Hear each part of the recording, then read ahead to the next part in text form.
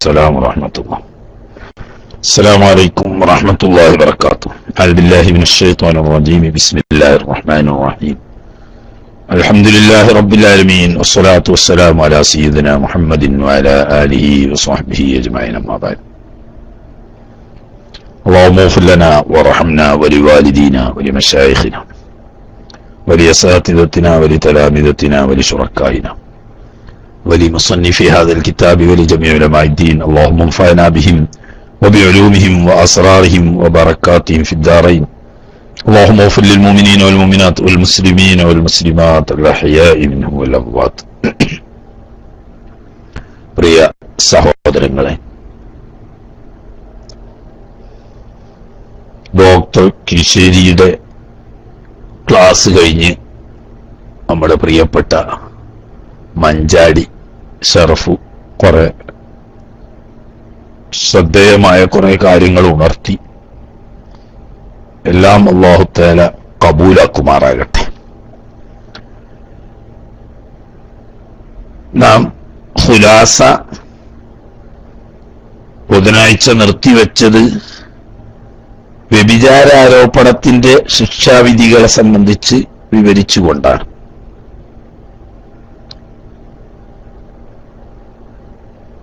ഇനി അടുത്ത അടിസ്ഥാന പ്രശ്നമാവുന്ന സാമ്പത്തിക സുരക്ഷിതത്വം, സ്വത്തിന്റെ സുരക്ഷിതത്വം ഉറപ്പുവരുത്തുക. അതുകൊണ്ട് മോഷണം, കവർച്ച, തട്ടിപ്പറിക്കൽ തുടങ്ങിയ സാമ്പത്തിക കയ്യേറ്റങ്ങൾ, അവയുടെ ശിക്ഷാ നിയമങ്ങളാണ് ഇന്ന് നമുക്ക് ഓതാനുള്ളത്.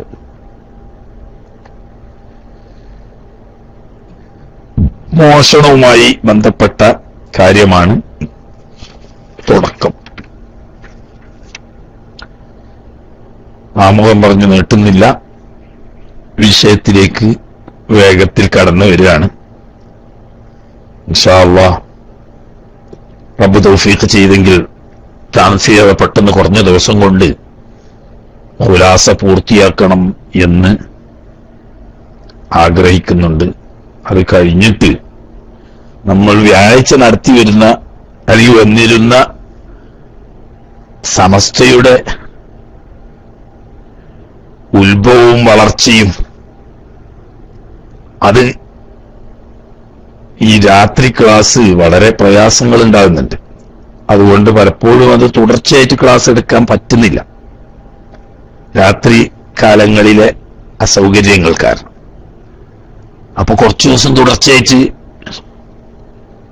ഖുലാസ കഴിഞ്ഞാൽ ചെറിയൊരു ഇടവേള എടുത്തിട്ട് ആ സമയത്ത് പകൽ സമയത്ത് തന്നെ തുടർച്ചയായി കുറച്ചു ദിവസം ആ വിഷയം പറഞ്ഞാലോ എന്ന് ആഗ്രഹിക്കുന്നുണ്ട്. ഒരുപാട് കാര്യങ്ങൾ അതിൽ നാം മനസ്സിലാക്കേണ്ടതും അറിഞ്ഞിരിക്കേണ്ടതുമായ കാര്യങ്ങൾ ഉണ്ട്. സാധാരണക്കാർ, വിവരമുള്ള വലിയ സംഘടനാ പ്രവർത്തകന്മാരായ പഴയ ആളുകളെ പറ്റിയോ ആലിമീങ്ങളെ പറ്റിയോ അല്ല, സാധാരണക്കാരായ നമ്മുടെ ചെറുപ്പക്കാരായ പ്രവർത്തകന്മാർക്കൊക്കെ ഒരുപാട് കാര്യങ്ങൾ മനസ്സിലാക്കാൻ വിഷയത്തിലുണ്ട്. അറിവിന്റെ പരിമിതി തീർച്ചയായും എന്നെ സംബന്ധിച്ച് പ്രയാസമുണ്ടാക്കുന്നുണ്ട്. എന്നാലും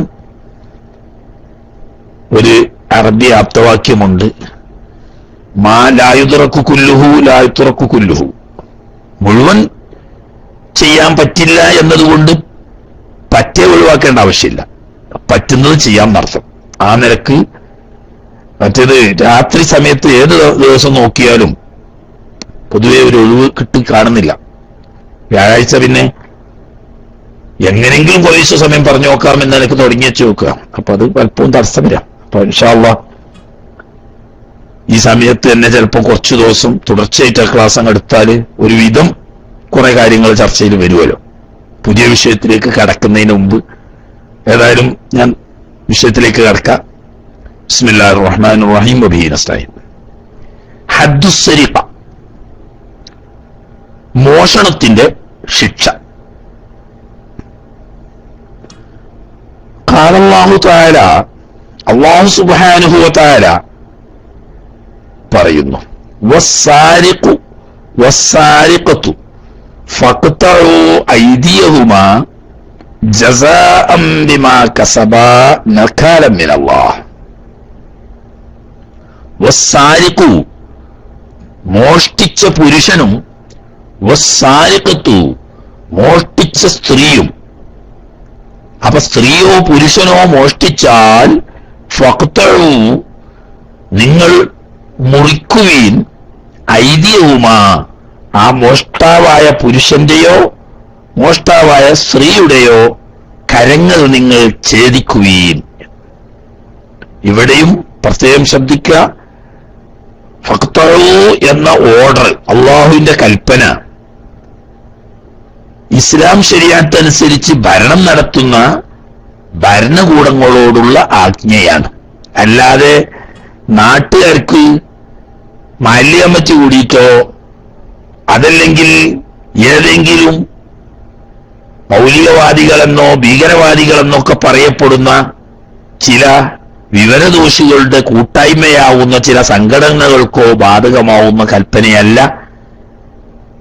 നിയമപ്രകാരം നിലവിലുള്ള ഇസ്ലാമിക ഭരണകൂടത്തിന്റെ ഉത്തരവാദപ്പെട്ട ആളുകളോടാണ് കൽപ്പന, ഫഖ്തഉ എന്ന കൽപ്പന.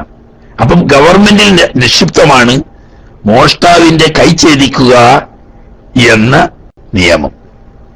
ഐതിഹ്യവുമാനന കൈ എന്ന് പറഞ്ഞാൽ കക്ഷം മുതൽക്ക് ഇങ്ങോട്ടൊക്കെ കൈ എന്ന് തന്നെയാണ്.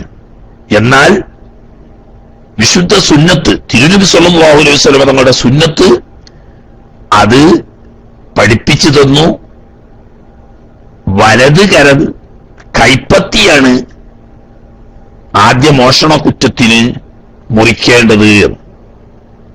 കോടതിയിൽ നിയമപരമായി കേസ് സ്ഥിരപ്പെടണം. അങ്ങനെ കോടതിയിൽ നിയമപരമായി മോഷണം കുറ്റം ചെയ്തതായി സ്ഥിരപ്പെട്ടാൽ അതിന്റെ പേരിൽ വലത് കരം അതിന്റെ കൈപ്പത്തിയിൽ നിന്നും ഛേദിക്കണം എന്നാണ് കൽപ്പന. അപ്പൊ യത് എന്ന് പറഞ്ഞാൽ കക്ഷം മുതൽ കീപ്പോട്ട് ഒന്നിച്ച് പറയുമെങ്കിലും ഇവിടെ കൈ എന്നതുകൊണ്ട് ഉദ്ദേശിക്കുന്നത് കൈപ്പത്തിയാവുന്നു എന്നതും, തുടർന്ന് രണ്ടാമത് മോഷണം നടത്തുകയാണെങ്കിൽ ഇടത് പാദം ഛേദിക്കണമെന്നും, മൂന്നാമത് വീണ്ടും ഇതേ കളവ് കുറ്റം സ്ഥിരപ്പെട്ടാൽ ഇടത് കരം കൈപ്പത്തിയിൽ നിന്നും ഛേദിക്കണമെന്നും, നാലാമതും മോഷണത്തിൽ ഏർപ്പെടുകയാണെങ്കിൽ വലത് പാദം ഛേദിക്കണമെന്നും വിശദീകരണം തിരുസുന്നത്തിലൂടെ സ്ഥിരപ്പെട്ടതാണ്. എന്നാൽ മോഷണം നടത്തിയ പുരുഷനും സ്ത്രീയും കുറ്റം സ്ഥിരപ്പെട്ടാൽ അവരുടെ കൈകൾ മുറിച്ചു കൊള്ളണമെന്ന് ഗവൺമെന്റിനോട് അല്ലാഹു തആല കൽപ്പിച്ചിട്ട് പറയുന്നു. എന്തിനാണ് ഇത്രയും കർക്കശമായ ഒരു ശിക്ഷ? ജസാഅൻ ബിമാ കസബാ, ആ പുരുഷനും സ്ത്രീയും പ്രവർത്തിച്ച പ്രവൃത്തിയുടെ പ്രതിഫലം എന്ന നിലക്ക് സ്വയം കൃതാനർത്ഥമാണ്. അവർ സ്വയം വരുത്തി വെച്ച വിനയാണ്. ഇത് എങ്ങനത്തെ അതിനെന്തെങ്കിലും ഒന്ന് ചെറിയ പേരിനെന്തെങ്കിലും ശിക്ഷ കൊടുത്താൽ പോരെ? അതേപോലെ നക്കാലൻ, നക്കാലാവുന്ന ശിക്ഷയാണ്. നക്കാൽ എന്ന് പറഞ്ഞാൽ ഈ വ്യക്തിക്കും സമൂഹത്തിനും എന്നേക്കും ഒരു പാഠം നൽകുന്നതും അത് മുഖേന തെറ്റിൽ നിന്നും മനുഷ്യരെ പിന്മാറാൻ പ്രചോദനം നൽകുകയും ചെയ്യുന്ന നിലക്കുള്ള ശിക്ഷക്കാണ് നക്കാൽ എന്ന്. എന്നാൽ മാതൃകാപരമായ പാഠമാകാൻ പറ്റുന്ന ശിക്ഷ എന്നർത്ഥം. കാരണം ഒരിക്കൽ കട്ടിട്ട് വലതുകരം കൈപ്പത്തിയിൽ നിന്നും ഛേദിക്കപ്പെട്ടാൽ ഇനി രണ്ടാമതൊരു ബുദ്ധിയുള്ള മനുഷ്യരാണെങ്കിൽ അതിന് സന്നദ്ധനാവൂല. കാരണം അത്രയും കടുത്ത അനുഭവമാണല്ലോ എന്നത്. ഒരാളെ അങ്ങനെ പരസ്യമായി വലതുകരം ഛേദിക്കപ്പെട്ടാൽ ഇതറിയുന്ന മറ്റുള്ള ആളുകൾ മോഷണത്തിൽ നിന്നിട്ടും പിന്മാറാനും ആ ശിക്ഷയെ ഭയപ്പെടാനും അത് കാരണമാവും. അതുകൊണ്ടാണ് ആ ശിക്ഷയെ വെച്ച് നക്കാൽ എന്നുള്ള ഉത്തര പറഞ്ഞത്. വഖാല റസൂലുള്ളാഹി സ്വല്ലല്ലാഹു അലൈഹി വസല്ലം, ഇവിടെ മോഷണം നടത്തിയ ശിക്ഷിക്കപ്പെടും പറഞ്ഞു. എത്ര മോഷണം നടത്തിയാൽ, എവിടെ നിന്ന് മോഷ്ടിച്ചാല് എന്നൊന്നും ആയത്തിൽ വിശദീകരണമില്ല. അതൊക്കെ തിരുസുന്നത്താണ് വിശദീകരിച്ചത്. റസൂലുള്ളാഹി സ്വല്ലല്ലാഹു അലൈഹി വസല്ലം, തിരുനബി സ്വല്ലല്ലാഹു അലൈഹി വസല്ലം തങ്ങൾ അരുളിയിരിക്കുന്നു. എന്താണ്?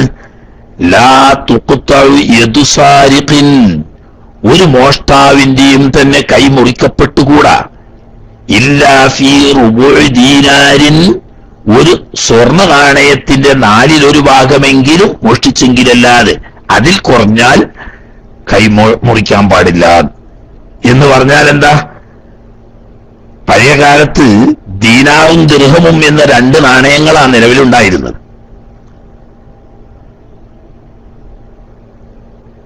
ഒരു 5 ദിർഹം വരും ഒരു ദീനാറിന്റെ രൂപ. അപ്പൊ 5 വെള്ളി നാണയത്തിന് തുല്യമായ ഒരു സ്വർണ്ണ നാണയത്തിന്റെ 4/1 ഭാഗത്തിന് തുല്യമാവുന്ന വിലയുള്ള വസ്തു മോഷ്ടിച്ചെങ്കിലേ കൈമുറിക്കാൻ പാടുള്ളൂ.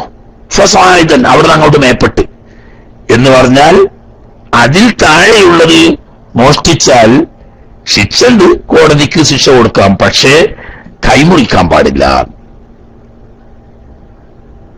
മുമ്പ് ഒരു യുക്തിവാദി ഒരു മഹാനായ ഇമാമിനോട്, ഇമാമിന്റെ പേര് പിന്നെ ഓർമ്മയില്ല, ഒരു സംശയം ചോദിച്ചു. നിങ്ങൾ ശരീഅത്തിന്റെ നിയമങ്ങളൊക്കെ യുക്തിക്ക് യോജിക്കാത്ത നിയമങ്ങളാണല്ലോ, എന്താ യുക്തിക്ക് യോജിക്കാത്തത് എന്ന് അദ്ദേഹം ചോദിച്ചപ്പോ ഈ യുക്തിവാദി പറഞ്ഞു, നിങ്ങളുടെ ശരീഅത്തിലെ ശിക്ഷാ നിയമം നോക്കിയാല് ഒരു മനുഷ്യന്റെ കൈ മുറിച്ചാൽ അതിന് പകരം ശിക്ഷയായി ദിയ കൊടുക്കുകയാണെങ്കിൽ 50 ഒട്ടകം കൊടുക്കണം എന്നല്ലേ നിങ്ങളെ വിധി? അതെ. അപ്പൊ ഒരു കൈ മുറിച്ചതിന് 50 ഒട്ടകം കൊടുക്കണം എന്ന് പറഞ്ഞാൽ ഒരു കൈയിന്റെ വില 50 ഒട്ടകം ആണ് എന്നല്ലേ? അതെ, അങ്ങനെ തന്നെ. പക്ഷേ നിങ്ങള് കേവലം 5 ദിർഹം വരുന്ന ഒരു ദീനാറിന്റെ 4/1 ഭാഗം മോഷ്ടിച്ചാൽ അതേ കൈ മുറിക്കണം എന്നും പറയുന്നുണ്ടല്ലോ. അപ്പൊ നിങ്ങളെ ശരീഅത്തനുസരിച്ച് ഒരു കരത്തിന്റെ വില 50 ഒട്ടകമാണോ അതല്ല 5 ദിർഹമാണോ? അതിന് ആ യുക്തിവാദിയുടെ മുഖത്തടിച്ചതുപോലെ മഹാന ഉസ്താദിന്റെ മറുപടി, ലമ്മാ കാനത്ത് അമീനത്തൻ കാനത്ത് സമീന ഫലമ്മാ ഹാനത്ത് ഹാനത്ത്. പ്രാസമൊത്ത സുന്ദരമായ ഒരു കവിത തുളുമ്പുന്ന മറുപടി. അതോടുകൂടി ഏതൊരു ബുദ്ധിജീവിയെയും ഇരുത്തി ചിന്തിപ്പിക്കുന്നതായ അർത്ഥവത്തായ ആശയം ഉൾക്കൊള്ളുന്ന പദങ്ങളും. അതായത് ലമ്മാ കാനത്ത് അമീനത്തൻ, ഒരു സത്യവിശ്വാസിയുടെ കരം അതിൽ അർപ്പിതമായ സുരക്ഷിതത്വം, അമാനത്ത് അത് പാലിച്ചു കൊണ്ടിരുന്നപ്പോൾ കാനത്ത് സമീന, അത് വളരെ വില കൂടിയതാണ്. 50 ഒട്ടകം എന്ന് പറഞ്ഞാൽ മില്യൺ കണക്കിന് ഡോളർ വില വരുന്ന വസ്തുവാണ്. അത്രയും വില കൂടിയതാണ്. കാരണം ഒരു വിശ്വാസിയായ മനുഷ്യന്റെ കരങ്ങൾ വിശ്വസ്തമാണെങ്കിൽ അതിന് അള്ളാഹു നൽകുന്ന മഹത്തായ വിലയാണത്. അതേസമയത്ത് ഫലമ്മാ ഹാനത്ത്, ആ കരങ്ങൾ വഞ്ചന ചെയ്തപ്പം ഹാനത്ത്, അത് നിസ്സാരമായി നിന്ദ്യമായിപ്പോയി. അപ്പൊ അമാനത്തും ഖിയാനത്തും തമ്മിലാണ് ഈ വ്യത്യാസം. അമാനത്തുണ്ടാവുമ്പോൾ 50 ഒട്ടകം വരെ വില പിടിക്കുന്ന വസ്തു ആരാന്റെ ധനം മോഷ്ടിക്കുക എന്ന് പറയുന്ന ഖിയാനത്ത് ചതി ചെയ്തപ്പോൾ 5 ദിർഹമായി അതിന്റെ വില താന്നുപോയി. അപ്പൊ അതാ, അതിൽ കുറഞ്ഞാൽ കൈ ഛേദിക്കാൻ പാടില്ല, പിന്നെയും ശിക്ഷ ഉണ്ടാവും. അത് കോടതി നിശ്ചയിക്കുന്ന തഅ്സീർ ആയിരിക്കും എന്നർത്ഥം. അപ്പൊ കൈ മുറിക്കണമെങ്കിൽ 5 ദിർഹമിന്റെ അഥവാ ഒരു റുബു ദീനാറിൽ കുറയുന്ന സംഖ്യക്കുള്ളതാവരുത്. ഇനി വേറെ ശർത്തുകൾ പറയൂ. അതായത് എവിടുന്നെങ്കിലും എടുത്തതല്ല, ഹെർസിനിസിൽ, അതായത് എന്ത് വസ്തുവാണോ മോഷ്ടിച്ചത് എങ്കിൽ ആ വസ്തു സൂക്ഷിക്കാൻ സാമാന്യമായി ഉപയോഗപ്പെടുത്തുന്ന സൂക്ഷിപ്പു സ്ഥാനത്ത് നിന്ന് കട്ടെടുത്തെങ്കിലേ കൈമുറിക്കാൻ പാടുള്ളൂ. സൂക്ഷിക്കേണ്ട സ്ഥാനത്തല്ലാതെ അസ്ഥാനത്ത് കൊണ്ടുപോയി ഇട്ടയിടത്തുനിന്ന് മോഷ്ടിച്ചാൽ മോഷണം കുറ്റകരമാണെങ്കിലും അതിന് കൈമുറിക്കുക എന്ന ശിക്ഷ വരില്ല.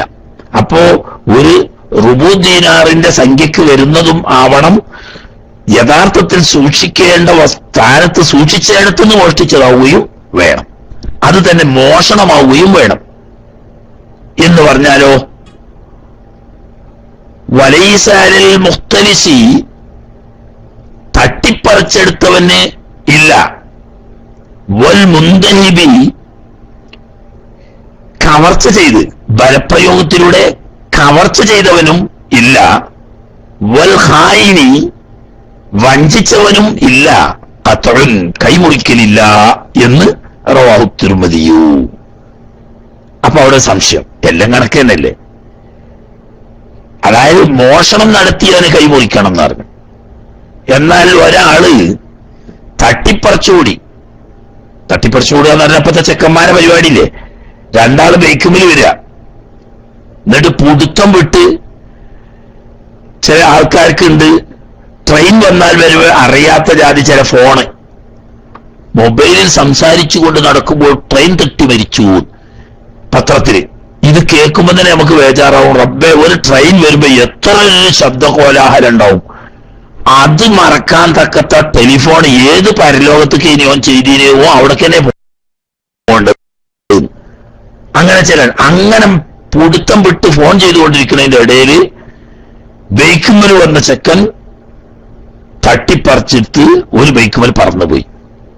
അതുപോലെ തന്നെ ചില സ്ത്രീകള് ആഭരണങ്ങൾ പുറത്ത് പ്രദർശിപ്പിച്ച് കൊഞ്ചിക്കൊഴഞ്ഞ് മറ്റുള്ളവരെ തന്നിലേക്ക് ആകർഷിക്കുന്ന നിലക്ക് ആടിക്കൊഴഞ്ഞ് നടക്കുന്നതിന്റെ ഇടക്ക് ചെക്കന്മാര് കൗത്തിലുള്ള ചെയിന് തട്ടിപ്പറിച്ചു പോയി, അല്ലെങ്കിൽ വാനിറ്റി ബാഗ് തട്ടിപ്പറിച്ചു പോയി. ഈ കേസ് കോടതിയിലെത്തിയാൽ അവിടെ മോഷണക്കുറ്റം ചുമത്തി കൈമുറിക്കാൻ പറ്റില്ല, അതിന് ശിക്ഷ ഉണ്ട്, കോടതിക്ക് തീരുമാനിക്കാം. അല്ലാതെ കവർച്ച ചെയ്യാനും തട്ടിപ്പറിക്കാനും ഒക്കെ ലൈസൻസ് കൊടുക്കുകയാണ് ശരീരത്തിൽ നിന്നല്ല. അതിന് ശിക്ഷ കോടതി കുറ്റത്തിന്റെ ഗൗരവത്തിനും സാഹചര്യത്തിനും ഒക്കെ അനുസരിച്ച് അനുയോജ്യമായ ശിക്ഷ കോടതി തീരുമാനിക്കും. അത് തഹസീറാണ്. അതിന്റെ കാരണം എന്താന്ന് വെച്ചാല്, കോടതി മുഖേന തന്റെ നഷ്ടപ്പെട്ട വസ്തു വീണ്ടെടുക്കാൻ നിയമപരമായി സൗകര്യമുണ്ടാവും. കാരണം എന്താ, പരസ്യമായിട്ടാകുമ്പോൾ സാക്ഷികൾ ധാരാളം ഉണ്ടാവും. അപ്പൊ ആ സാക്ഷി മുഖേന കേസ് കൊടുത്ത് ഇയാളെ അറസ്റ്റ് ചെയ്യിക്കാനും തന്റെ നഷ്ടപ്പെട്ട സ്വത്ത് വീണ്ടെടുക്കാനും ഇവന് മാതൃകാപരമായ ശിക്ഷ വാങ്ങിക്കൊടുക്കാനും എളുപ്പമാണ്. അതുകൊണ്ട് പിന്നെ അവിടെ കൈമുറിക്കൽ പോലെയുള്ള ഒരു കടുത്ത നക്കാലാവുന്ന ശിക്ഷ വേണ്ട. മോഷണത്തിൽ അങ്ങനെയല്ല, അത് രഹസ്യമായി വളരെ തന്ത്രപൂർവം ആളുകൾ അറിയാതെ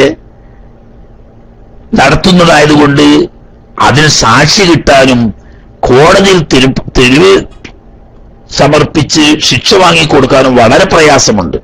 അതുകൊണ്ട് മോഷണക്കുറ്റത്തിന് വളരെ ഗൗരവമായ ശിക്ഷ കൊടുക്കുന്നു. അതുപോലെ തന്നെ മുന്തഹബ് എന്ന് പറഞ്ഞാല് കവർച്ച, അങ്ങനെയല്ലേ, തോക്ക് ചൂണ്ടി ഭീഷണിപ്പെടുത്തി ബാങ്ക് ഉദ്യോഗസ്ഥന്മാരെ ജീവനക്കാരെ ബന്ദികളാക്കി ഷെൽഫ് കൊള്ളയടിച്ചു, കോടികളുടെ വില വരുന്ന സമ്പത്ത്. അതുപോലെ തന്നെ സ്വർണ്ണ കടയിൽ കയറിയിട്ട് തോക്ക് ചൂണ്ടി ജീവനക്കാരെ ഭീഷണിപ്പെടുത്തി കവർച്ച. ഇങ്ങനെ അതാ കവർച്ചയും ഇഖ്തിലാസും തമ്മിലുള്ള വ്യത്യാസം. ഇഖ്തിലാസ് എന്ന് പറഞ്ഞാൽ നമ്മളെ ഈ മാല തട്ടിപ്പറിക്കും പോലെ, മൊബൈൽ തട്ടിപ്പറിക്കുമ്പോൾ തട്ടിപ്പറിച്ച് പായ ഓടുക. അതേസമയത്ത് ഈ മുന്തഹബ് അങ്ങനെയല്ല, ആയുധം കാട്ടിച്ചും ബലപ്രയോഗത്തിലൂടെയും പേടിപ്പിച്ചിട്ട് ബലപ്രയോഗത്തിലൂടെ കവർ ചെയ്യുന്നതിനാണ് മുന്തഹബ് കാര്യം. ഹായിൻ എന്ന് പറഞ്ഞാൽ ചതിച്ചവെന്ന് പറഞ്ഞാൽ ഒരാള് വിശ്വസിച്ച് ഒരാളടുത്തൊരു വിലപിടിപ്പുള്ള സാധനം കൊടുത്തിരുന്നു. കുറെ ദിവസം കഴിഞ്ഞപ്പോ ഇയാൾ തിരിച്ചു ചോദിച്ചപ്പോ, എന്ത് എന്റെ അടുത്ത് നിങ്ങൾ ആളെ അറിയിക്കാറ് എന്റെ അടുത്ത് തന്നിട്ടില്ല. അങ്ങനെയല്ല, നിങ്ങളടുത്ത് ഞാൻ ഇത്രാം തീയതി ഇത്ര ഉറുപ്പ്യ അല്ലെങ്കിൽ ഇന്ന സാധനം തന്നില്ലേ, എന്റെ അടുത്ത് തന്നിട്ടില്ല, നിങ്ങൾ ആരത്തെങ്കിലും. അപ്പൊ ഒരു സാക്ഷിയില്ല. ഇങ്ങനെ സൂക്ഷിക്കാൻ കൊടുത്ത വസ്തു സാക്ഷിയില്ലാത്തതിന്റെ പേരിൽ ഈ സൂക്ഷിക്കാൻ ഏൽപ്പിച്ച വ്യക്തി നിഷേധിക്കുകയും ഉടമക്കാരൻ അതുമൂലം ആ സാധനം നഷ്ടപ്പെടാൻ ഇടയാവുകയും ചെയ്തു. അങ്ങനെയാണ് ഖായിൻ. ഇവർക്കൊന്നും കൈമുറിക്കേണ്ടതില്ല എന്നല്ല. കാരണം ഇവിടെയൊക്കെ കുറ്റം തെളിയിക്കാൻ എളുപ്പമാണ്. കാരണം ആയുധം കാട്ടി പേടിപ്പിച്ച് കവർച്ച ചെയ്യുന്നിടത്ത് ധാരാളം സാക്ഷികളുണ്ടാവും. ആ സാക്ഷി മുഖേന കേസ് കൊടുക്കാനും ഇവരെ കൊടുക്കാനും നഷ്ടപ്പെട്ടത് വീണ്ടെടുക്കാനും അവർക്ക് ശിക്ഷ വാങ്ങി കൊടുക്കാനും സാധിക്കും. പിന്നെ സൂക്ഷിക്കാൻ കൊടുക്കുന്നിടത്ത് ഏത് പൊന്നാരപ്പെട്ട ആളടുത്ത് സൂക്ഷിക്കാൻ കൊടുക്കുകയാണെങ്കിലും സാക്ഷി മുഖേന കൊടുക്കണം, എഴുതി സൂക്ഷിക്കുകയും വേണം. അങ്ങനെ സാക്ഷിയും രേഖ എഴുതിയും ഉണ്ടെങ്കിൽ ഏത് സമയത്തും അവൻ നിഷേധിച്ചാൽ അവനെ കോടതി കയറ്റാനും അവരിൽ നിന്നിട്ട് തന്റെ അവകാശം നേടിയെടുക്കാനും സാധിക്കുമല്ലോ. ഇങ്ങനെ സൗകര്യം ഉള്ളത് കൊണ്ട് അവിടെ കൈമുറിക്കലില്ല, മറ്റ് ശിക്ഷാവിധികളാണ് വരിക. ഇമാം തുർമുദിന്റെ റിവായത്ത്.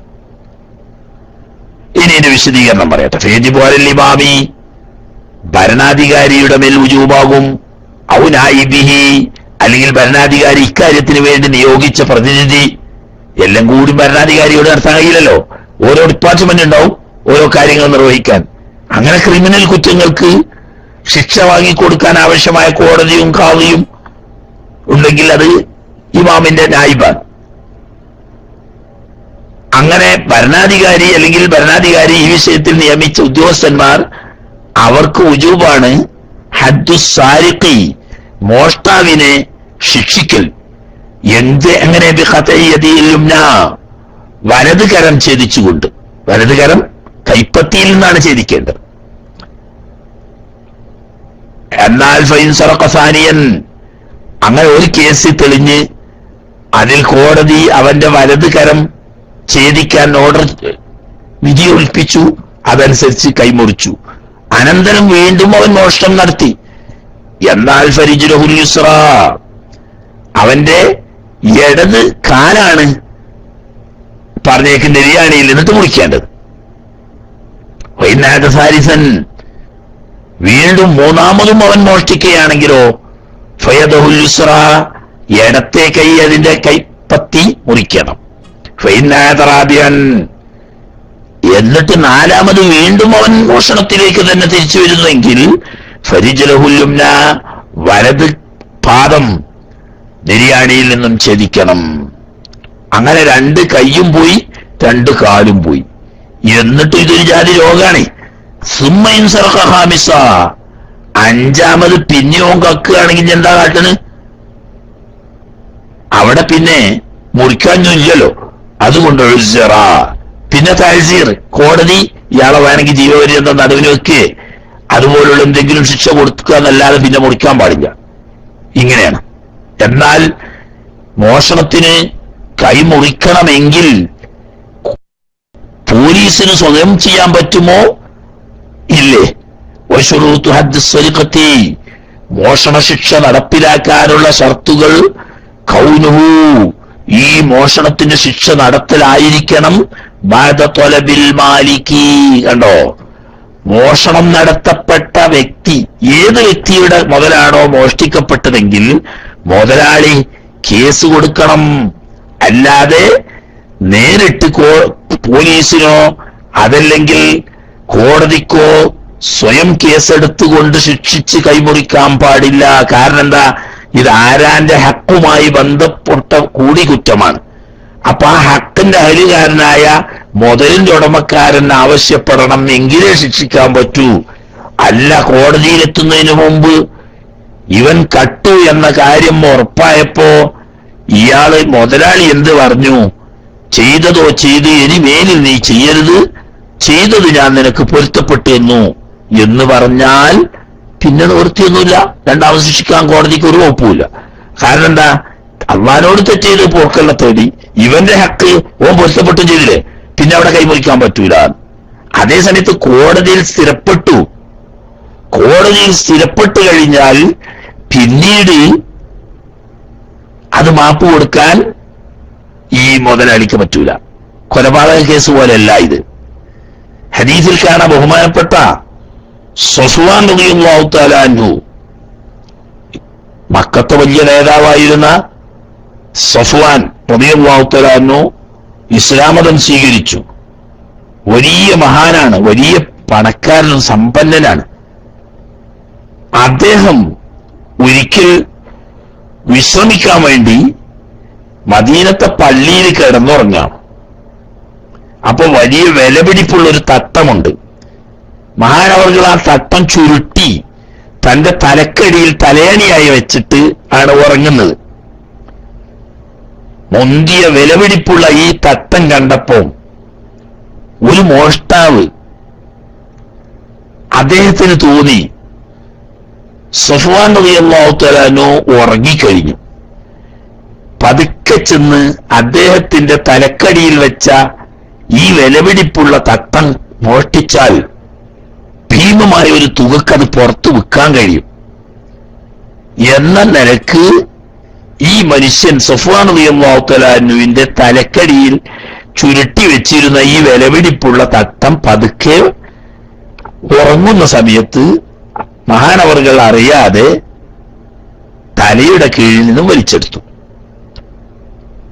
പെട്ടെന്ന് വലിച്ചെടുത്തപ്പോൾ തലയണിയായ വെച്ച ഈ തട്ടം വലിച്ചെടുത്തപ്പോ സ്വാഭാവികമായും തല പെട്ടെന്ന് താഴേക്ക് വീണപ്പോ മഹാനായ സഫ്വാൻ റളിയല്ലാഹു തആല അൻഹു ഞെട്ടി ഉണർന്നു. ഞെട്ടി ഉണർന്നപ്പോൾ തന്റെ വിലപിടിപ്പുള്ള തട്ടം ഒരു മോഷ്ടാവ് തലക്കടിയിൽ നിന്നിട്ടും എടുത്തുകൊണ്ട് ഓടാൻ ശ്രമിക്കുന്നത് കണ്ടപ്പം കയ്യോടെ അയാളെ കണ്ട് പിടികൂടി മഹാനായ റസൂലുള്ളാഹി സ്വല്ലല്ലാഹു അലൈഹി വസല്ലം തങ്ങളുടെ ഹദ്റത്തിലെത്തിച്ചു. പറഞ്ഞു, ഇങ്ങനെ ഞാൻ തലക്കടിയിൽ വെച്ച് കിടന്നുറങ്ങുന്ന സമയത്ത് ഈ മനുഷ്യൻ, ഈ വിരുദ്ധൻ എന്റെ തലക്കടിയിൽ നിന്നും അത് വലിച്ചെടുത്ത് മോഷ്ടിച്ച് രക്ഷപ്പെടാൻ ശ്രമിച്ചപ്പോൾ ഞാൻ കയ്യോടെ പിടികൂടിയതാണ്. അപ്പോ റുബോ ദീനാറല്ല, ധാരാളം വിലപിടിപ്പുള്ള ഈ വസ്തു തലക്കടിയിൽ വെച്ച് ഉറങ്ങുമ്പോൾ അത് അതിനെ സൂക്ഷിക്കേണ്ട സ്ഥലം തന്നെയാണ്. നബി സല്ലല്ലാഹു അലൈഹി വസല്ലം തങ്ങൾ ശരീഅത്ത് നിയമപ്രകാരം ഈ കുറ്റവാളിയുടെ വലത് കരം ഛേദിക്കാൻ വേണ്ടിയിട്ട് ഓർഡർ ചെയ്തു. അത് കേട്ടപ്പോൾ അത്രത്തോളം ഗൗരവം ഉണ്ടാവുമെന്ന് സമീപകാലത്ത് മാത്രം ഇസ്ലാമതം സ്വീകരിച്ചിട്ടുള്ള സഫ്വാൻ റളിയല്ലാഹു തആല അൻഹുവിന് അറിയില്ല. അങ്ങനെ അദ്ദേഹം പറഞ്ഞു, ഓ നബിയെ, ഞാന് അത്രത്തോളം ഒന്നും ആഗ്രഹിച്ചിട്ടില്ല. അദ്ദേഹം ചെയ്തത് ഒരു ഗുരുത്വം കെട്ട കുറ്റമാണല്ലോ, മേലിൽ അത് ആവർത്തിക്കരുത് എന്നുള്ള ആൾക്ക് തങ്ങളടുത്തൽ കേസ് എത്താൻ എന്തെങ്കിലും ചെറിയൊരു ശിക്ഷ കൊടുക്കണമെന്നേ ഉള്ളൂ. കൈമുറിക്കാനൊന്നും ഏഴേ തല വന്നാൽ അതാണ് സദഖ ചെയ്യണമെന്നേ ഉള്ളൂ. ഞാൻ ആ തട്ടം അദ്ദേഹത്തിന് സദഖ ചെയ്തു, അതുകൊണ്ട് ആ ശിക്ഷ അദ്ദേഹത്തിന് മാറ്റി കൊടുക്കണം എന്ന് അപേക്ഷിച്ചപ്പോൾ ബഹുമാനപ്പെട്ട റസൂലുള്ളാഹി സ്വല്ലല്ലാഹു അലൈഹി വസല്ലം തങ്ങൾ അതിന് പറഞ്ഞത്, സഫ്വാനൻ എന്നവരെ, ഇത് നിങ്ങൾക്ക് നേരത്തെ ചെയ്യാമായിരുന്നു.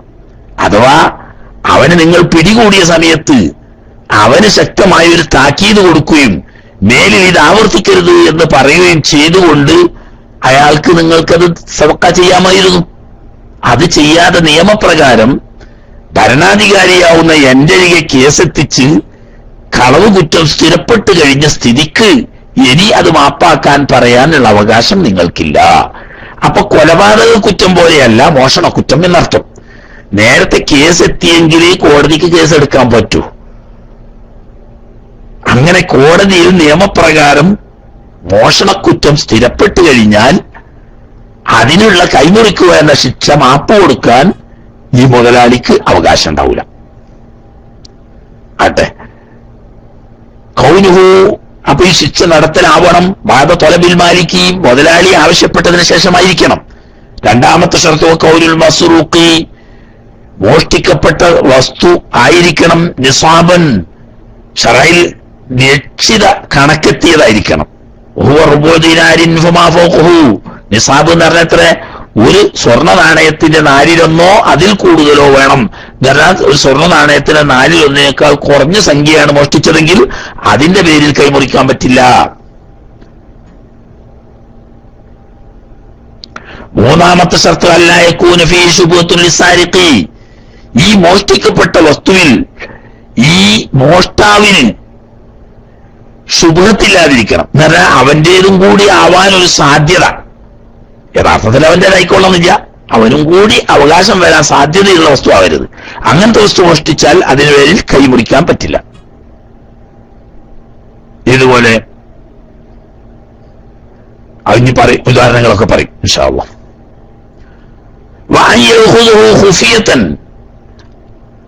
നാലാമത്തെ ഷർത്ത് രഹസ്യമായി എടുത്തതായിരിക്കണം. പരസ്യമായി വിലപ്രയോഗത്തിലൂടെയോ തട്ടിപ്പറിച്ചിലൂടെയോ അവരുത് നഷ്ടം. അത് തന്നെ എവിടുന്ന് എടുക്കും വേണം? മിൻ ഹെർസി മിസ്ലിഹി.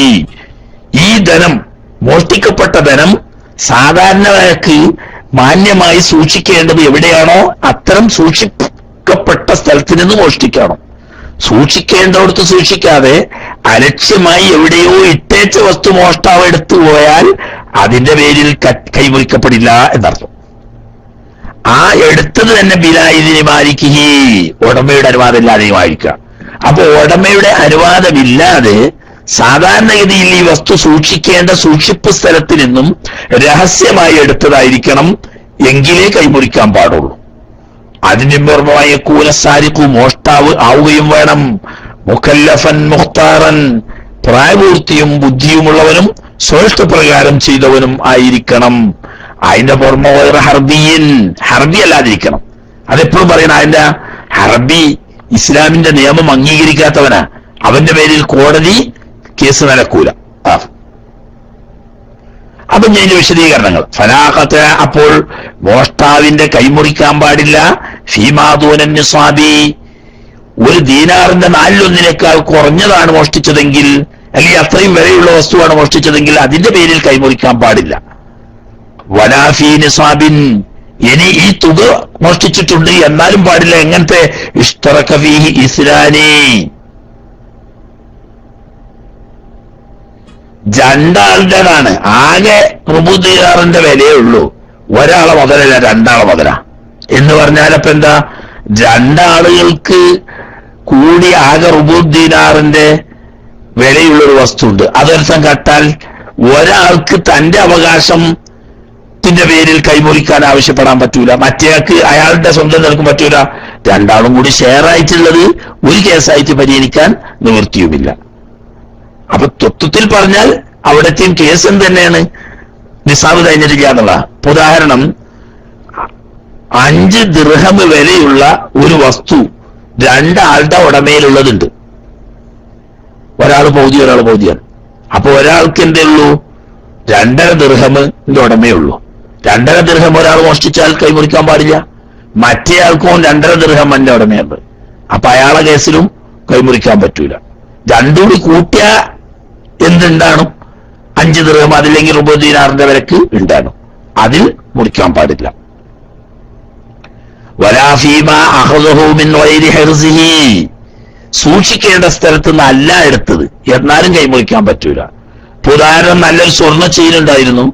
സ്വർണ്ണ ചെയിൻ വിനയിച്ചിട്ട് എവിടെ വെച്ച്? ഷോക്കേസിൽ വെച്ച്, അതല്ലെങ്കിൽ ഡൈനിങ് ടേബിളിൽ വെച്ച്. അതൊരു മോഷ്ടാവ് കണ്ടോ അടിച്ചുകൊണ്ടുപോയി. അതിന്റെ പേരിൽ കൈമുറിക്കാൻ പാടില്ല. കാരണം ചെയിൻ അയച്ചിട്ട് ഷോക്കേസിലോ അതല്ലെങ്കിൽ ഡൈനിങ് ടേബിളുമല്ലോ ഒന്നുമല്ല വെക്കേണ്ടത്. അത് അതിൻ്റെതായ ഷെൽഫിൽ വെച്ച് പൂട്ടണം. അപ്പോ ഹെർസ് മിസ്ലിൽ സൂക്ഷിച്ചിടത്തൊന്ന് മോഷ്ടിച്ചെങ്കിലേ കൈമുറിക്കാൻ പാടുള്ളൂ. ഇനി അതല്ലെങ്കിൽ അത് ഇന്തിഹാബൻ, കവർച്ചയാണ്. എന്നാൽ ബലപ്രയോഗത്തിലൂടെ ആ ഭീഷണിപ്പെടുത്തി തോക്ക് ചൂണ്ടി അല്ലെങ്കിൽ കത്തി ഊരി ഭീഷണിപ്പെടുത്തിയിട്ട് തട്ടിപ്പറിച്ചതാണ്, അവിടെ കൈമുറിക്കാൻ പറ്റൂല. ഔ ഇഖ്തിലാസൻ, അതല്ലെങ്കിൽ കടന്നു പോകുമ്പോൾ കൗത്തുനിന്ന് പൊട്ടിച്ചോടിയതാണ്, അല്ലെങ്കിൽ വാനിറ്റി ബാഗ് തട്ടിപ്പറിച്ചോടിയതാണ്, അല്ലെങ്കിൽ മൊബൈൽ തട്ടിപ്പറിച്ചോടിയതാണ്. ഇങ്ങനെയൊക്കെയാണെങ്കിൽ ഔഹിയാനത്തൻ, അല്ലെങ്കിൽ ചതിച്ചതാണ്. നേരത്തെ സൂക്ഷിക്കാൻ കൊടുത്തതായിരുന്നു, പിന്നെ ചോദിച്ചപ്പോ ഞാൻ അറിയില്ല, ഇജിന്റെ അടുത്തൊന്നും തന്നിട്ടില്ല എന്ന് പറഞ്ഞു. ഇങ്ങനെ വന്നാലും അവിടെയും കൈമുറിക്കാൻ പറ്റൂല. എന്നതുപോലെ ഈ മോഷ്ടാവിനും കൂടി അവകാശമുണ്ടാകാൻ സാധ്യതയുള്ള ശുഭത്തുള്ള വസ്തുവാണ് മോഷ്ടിച്ചത്, എന്നാലും കൈമുറിക്കാൻ പറ്റൂല. ഇതുപോലെ കൽ മുഷ്തറക് മൗഖൂഫി, കുറെ സാധുക്കൾക്ക് മിസ്കിന്മാർക്ക് വഖഫ് ചെയ്യപ്പെട്ട ഒരു സ്വത്തുണ്ട്. ആ സ്വത്തിന് ഒരാൾ കട്ടു. ഇപ്പൊ നോക്കുമ്പോ ഇവനും എന്ത് തന്നെയാണ്? ഒരു മിസ്കീന്റെ പട്ടികയിൽപ്പെട്ട ആള് തന്നെയാണ്. എന്നുവെച്ചിട്ട് മോഷ്ടിക്കാൻ പാടില്ല, അത് വേറെ വിഷയം. എങ്കിൽ പോലും സാധുക്കളായ ആളുകൾക്കുള്ള പൊതു അവകാശമാണല്ലോ, ആ പൊതുവകാശത്തിൽപ്പെട്ട ഒരു അവകാശം തന്നെയല്ലേ ഇവനും എന്നതുകൊണ്ട് അവന്റെ കൈമുറിക്കാൻ പാടില്ല. വൽ മുഷ്തറക്കി, അതുപോലെ തന്നെ ഒന്നിലധികം ആളുകൾ ഷെയർ ഉള്ള വസ്തുവാണ്. ഉടമക്കാരിപ്പെട്ട ഒരുത്തൻ തന്നെ അതിൽ നിന്ന് കട്ടു. അപ്പൊ അവന്റെതും കൂടി അവകാശം ഉണ്ടല്ലോ എന്നുള്ള നിലക്ക് കൈമുറിക്കാൻ പറ്റില്ല. അതുപോലെ തന്നെ മാരി സക്കാത്തി, സക്കാത്തിന്റെ ധനം, സക്കാത്തിന്റെ ധനം സക്കാത്ത് വാങ്ങുന്ന അവകാശികളുടേതാണ്. ഇവനും അതിൽപ്പെട്ട ഏതോ ഇട്ടിൽപ്പെട്ട ഒരു കൂട്ടർ ഒപ്പിൽപ്പെട്ട ആൾ തന്നെയാണ്. അതിന് മോഷ്ടിച്ചാലോ യഥാർത്ഥത്തിൽ മോഷ്ടിക്കൽ ഹറാം തന്നെയാണ്, എന്നാലും കൈമുറിക്കാൻ പാടില്ല. കാരണം എന്താ, അവനും അവകാശം ഉണ്ടല്ലോ എന്നതുകൊണ്ട്. എന്തുപോലെ ബാലു ബൈത്തുൽ മാൽ, മുസ്ലിം ഗവൺമെന്റിന്റെ പൊതുഫണ്ട്, മുസ്ലിം മസ്ലഹത്തിന് വേണ്ടിയിട്ടുള്ള പൊതുഫണ്ട്, ഈ പൊതുഫണ്ടിൽ നിന്നിട്ട് അവിടെയുള്ള അവകാശികൾക്ക് കൊടുക്കുമ്പോൾ വിരോധപ്പെടാൻ സാധ്യത ഉണ്ടല്ലോ. ഇങ്ങനെയൊക്കെ ഹസ്നുൽ മസ്ജിദ്, പള്ളിയിലെ പായ എന്ന് പറഞ്ഞാൽ പള്ളിയായിട്ട് വഖഫ് ചെയ്തല്ല, പള്ളിയിൽ വിരിക്കാൻ വേണ്ടിയിട്ട് സംഭാവന ചെയ്ത പായകള്, അത് മുസ്ലിങ്ങളുടെ പൊതു ഉപയോഗത്തിനുള്ളതാണ്. അത് ഒരാൾക്ക് പ്രത്യേക ഉടമല്ലെങ്കിൽ എല്ലാവരുടെയും അവകാശമാണ്. അത് കൈമുറിക്കാൻ പാടില്ല. അതുപോലെ തന്നെ മാലു അസ്ലിഹി, പാപ്പാന്റെ ഉമ്മാന്റെ മുതലുകെട്ട്, ഇതൊക്കെ തെറ്റിനെയാണ് കേട്ടോ, ഒക്കെ ഹറാമാണ്. പക്ഷെ അതിന്റെ പേരിൽ കൈമുറിക്കാൻ പാടില്ല. ഔ ഫറഹി, അല്ലെങ്കിൽ മക്കളെ പേരമക്കളുടേത് എന്ന് പറഞ്ഞാൽ ഉമ്മ വാപ്പമാരുടെ മുതല് മക്കൾ വെക്കുക, അല്ലെങ്കിൽ മക്കൾ പേരമക്കളുടെ മുതൽ വാപ്പമ്മമാര് വെക്കുക, അതിന്റെ പേരിൽ കൈമുറിക്കാൻ പാടില്ല. കാരണം അതൊക്കെ ശുഭത്തുണ്ടതിലൊക്കെ. അതുപോലെ തന്നെ ഒലാഫി മാലിഹി, ഒരാൾ സ്വന്തം മുതൽ കെട്ടെടുത്തു. അങ്ങനെ സ്വന്തം മുതൽ കെട്ടെടുക്കുക, മറ്റൊരാളുടെ കൈവശത്തിൽ കൊടുത്തിരുന്ന വെച്ചിരുന്ന ഒരു മുതലാണ്, സാധനം ഇവന്റേത് തന്നെ, അവിടെ പോയിട്ട് അവൻ കക്കുക. ഏതുപോലെക്കൽ മർഹൂനി, ഇവന്റെ ഒരു വിലപിടിപ്പുള്ള വസ്തു തനിക്ക് കടബാധ്യതയുള്ള ഒരാളെടുക്കൽ സൂക്ഷിക്കാൻ ഏൽപ്പിച്ചിരുന്നു, അല്ല പണയം കൊടുത്തിരുന്നു. ആ പണയം കൊടുത്ത വസ്തു പണയക്കാരുടെ കൈവശത്തിലുള്ളവർക്ക് ഉടമക്കാരൻ പോയിട്ട് കട്ടെടുത്തോണ്ട് വന്നു. അപ്പൊ ഓന്റെ മകൻ തന്നെ അവൻ കക്കുന്നത്, പക്ഷെ ആരാന്റെ കയ്യിൽ നിന്നിട്ടാണ്, അത് തെറ്റാണ്. അവർഷ് ഒരു മൂഞ്ചരി വാടകയ്ക്ക് കൊടുത്തിരുന്നു, മുതലാളി വാടകയ്ക്ക് കൊടുത്ത വാടകക്കാരുടെ അടുക്ക് പോയിട്ട് ഇയാൾ തന്നെ കട്ടുകൊണ്ടുപോകും. അപ്പൊ അയാളെ മുതൽ തന്നെയാണ് അയാൾ കട്ടത്. കളവ് നിലയ്ക്ക് കുറ്റാണെങ്കിലും കൈമുറിക്കാൻ പാടില്ല. ഇവിടെയൊക്കെ ശുഭത്തുണ്ട് എന്നതാണ് കാരണം. ആട്ടെ, മോഷണക്കുറ്റം കോടതിയിൽ സ്ഥിരപ്പെടല് ബിൽ ബയ്യിനത്തി, ഒന്ന് സാക്ഷി കൊണ്ടാണ്. 2 സാക്ഷികൾ വേണം. സാധാരണഗതിയിൽ 2 പുരുഷന്മാരാണ് ഒരു ബയ്യിനത്തായി പരിഗണിക്കപ്പെടുക. 4 സാക്ഷി വേണം എന്ന ഷർത്ത് പറയുന്നത് വ്യഭിചാരക്കുറ്റത്തിന് മാത്രം. മറ്റുള്ളതൊക്കെ 2 പുരുഷന്മാര് അല്ലെങ്കിൽ ഒരു പുരുഷനും 2 സ്ത്രീയും, ഇങ്ങനെയാണ് ബയ്യിനത്ത്. മറ്റൊന്നുകൂടി ഇഖ്റാറി സാരിഖി, കുറ്റമാരോപിക്കപ്പെട്ട വ്യക്തി മോഷണക്കുറ്റം ഏറ്റു പറഞ്ഞു എന്നാലും സ്ഥിരപ്പെടും. നേരത്തെ വ്യഭിചാരക്കുറ്റത്തിലും പറഞ്ഞ ഇഖ്റാർ കൊണ്ട് സ്ഥിരപ്പെടും എന്നതുപോലെ മോഷണക്കുറ്റവും ഇഖ്റാർ കൊണ്ട് സ്ഥിരപ്പെടും. ഇവിടെ തന്നെ വജൂസുൽ ഖാദി, ഖാദിക്ക് ജായിസാണ് തരീദുൽ മുഖിരി, സ്വയം ഏറ്റു പറഞ്ഞുകൊണ്ട് മോഷണക്കുറ്റം സമ്മതിച്ച ആൾക്ക് സൂചന കൊടുക്കാം. ഈ മോഷണക്കുറ്റം ഏറ്റുപറഞ്ഞതിൽ നിന്നിട്ട് പിന്മാറാൻ വേണ്ടിയിട്ട് സൂചിപ്പിക്കാം. പിന്മാറിക്കോന്ന് പറയാൻ പാടില്ലെങ്കിലും സൂചന കൊടുക്കാം. അതുപോലെ തന്നെ തയ്യാറു സുഹൂദി, മോഷണക്കുറ്റത്തിൽ സാക്ഷി പറയുന്ന ആളുകളോട് ഖാദിക്ക് സൂചിപ്പിക്കാം. ബിത്തവഖുഫി അനി ഷഹാദത്തി, സാക്ഷി പറയുന്നതിന് തൊട്ട് പിന്മാറാൻ വേണ്ടിയിട്ട് സൂചിപ്പിക്കാം. ഇത് മോഷണത്തിന് മാത്രമല്ല, ഫീ കുല്ലി ഹദ്ദിൻ ലില്ലാഹ്, അള്ളാഹുവിന്റെ ഹക്കുമായി ബന്ധപ്പെട്ട ശിക്ഷകളിലൊക്കെ ഇഖ്റാർ ചെയ്തവനെ പിന്മാറാനോ സാക്ഷി പറയാൻ ശ്രമിക്കുന്നവനെ സാക്ഷി പറയാതെ പിന്മാറാനോ ഒക്കെ സൂചിപ്പിക്കാൻ പറ്റും. പക്ഷേ ഇവിടെ ഒരു ഷർത്തുണ്ട്, മാലം എത്രത്തബ് അലാദാലിക്ക, ഇങ്ങനെ ഈ ഇഖ്റാർ നിന്നിട്ട് പിന്മാറുകയോ സാക്ഷികൾ സാക്ഷി നിർവഹിക്കാൻ പിന്മാറുകയോ ചെയ്തതിനാൽ തുടർന്നു വരരുത്. റിയാൽ ഹക്കിൻ, അന്യൊരാളുടെ അവകാശം നഷ്ടപ്പെടാൻ പാടില്ല. ഔ ഹദ്ദിൽ ഗൈരി, അല്ലെങ്കിൽ അന്യൊരാൾക്ക് അവകാശപ്പെട്ട ശിക്ഷ നഷ്ടപ്പെടാൻ പാടില്ല. ഉദാഹരണം, ഖദ്ഫ്, വ്യഭിചാരാരോപണം നടത്തി, അത് ഇഖ്റാർ ചെയ്തവൻ പിന്മാറിയാല് ഇതിന്റെ പേരിൽ ഈ ആക്ഷേപം പറയപ്പെട്ട വ്യക്തിക്ക് മാനഹാനി വന്നല്ലോ, അതിനു വേണ്ടിയിട്ടുള്ള ശിക്ഷ എടുക്കൽ അയാളുടെ അവകാശമാണ്. ആ അവകാശം നഷ്ടപ്പെടാൻ പാടില്ല. എന്നതുപോലെ ഒരു സാധനം ഞാൻ ഇന്നയാളുടേത് മോഷ്ടിച്ചിട്ടുണ്ടെന്ന് ഇഖ്റാർ ചെയ്തു കഴിഞ്ഞാൽ ആ ഇഖ്റാർ ചെയ്യപ്പെട്ട വ്യക്തിയുടെ സ്വത്താണെന്ന് സ്ഥിരപ്പെടുമല്ലോ, അത് നഷ്ടപ്പെടാൻ പാടില്ല. അതുകൊണ്ട് തന്നെ വൈദാറജാസാരിഖു, മോഷ്ടാവ് പിന്മാറിയാൽ ഇഖ്റാറിഹി, ആദ്യം മോഷണക്കുറ്റം സമ്മതിച്ചു, പിന്നീട് മോഷണക്കുറ്റത്തിൽ നിന്നിട്ട് അയാള് പിന്മാറി, എന്നാൽ സഖത്താനുൽ ഖത്ഉ, അയാൾ പിന്മാറിയാൽ കൈമുറി ഒഴിവാകും, ലൽമാലു, പക്ഷേ നേരത്തെ ഏറ്റു പറഞ്ഞ ധനം അതിന്റെ ബാധ്യത ഒഴിവാവില്ല, അത് കൊടുക്കുക വേണം. കാരണം ഇന്നൊരാളുടെ ഇന്ന വസ്തു ഞാൻ മോഷ്ടിച്ചു എന്ന് പറഞ്ഞു, പിന്നെ പറഞ്ഞു അല്ലെ ഞാൻ മോഷ്ടിച്ചതല്ല, അത് ഞാൻ അയാളോട് വായ്പ വാങ്ങിയതാണ് എന്ന് പറഞ്ഞു. എന്നാൽ മോഷണക്കുറ്റത്തിന്റെ പേരിൽ കൈമുറിക്കാൻ പാടില്ല. പക്ഷേ അയാൾക്ക് ഇന്ന സാധനം അയാളുടേതാണെന്ന് സമ്മതിച്ചല്ലോ, അതുകൊണ്ട് ആ സാധനം കൊടുക്കണം. അപ്പൊ ഇഖ്റാറിൽ നിന്നിട്ട് പിന്മാറിയത് കൊണ്ടിട്ട് കൊടുക്കാനുള്ള ബാധ്യത ഒന്നും ഒഴിവാവില്ല, പക്ഷേ അതിന്റെ പേരിൽ വരുന്നേക്കാവുന്ന കൈമുറിക്കൽ ശിക്ഷയിൽ നിന്നിട്ട് ഒഴിവാകും.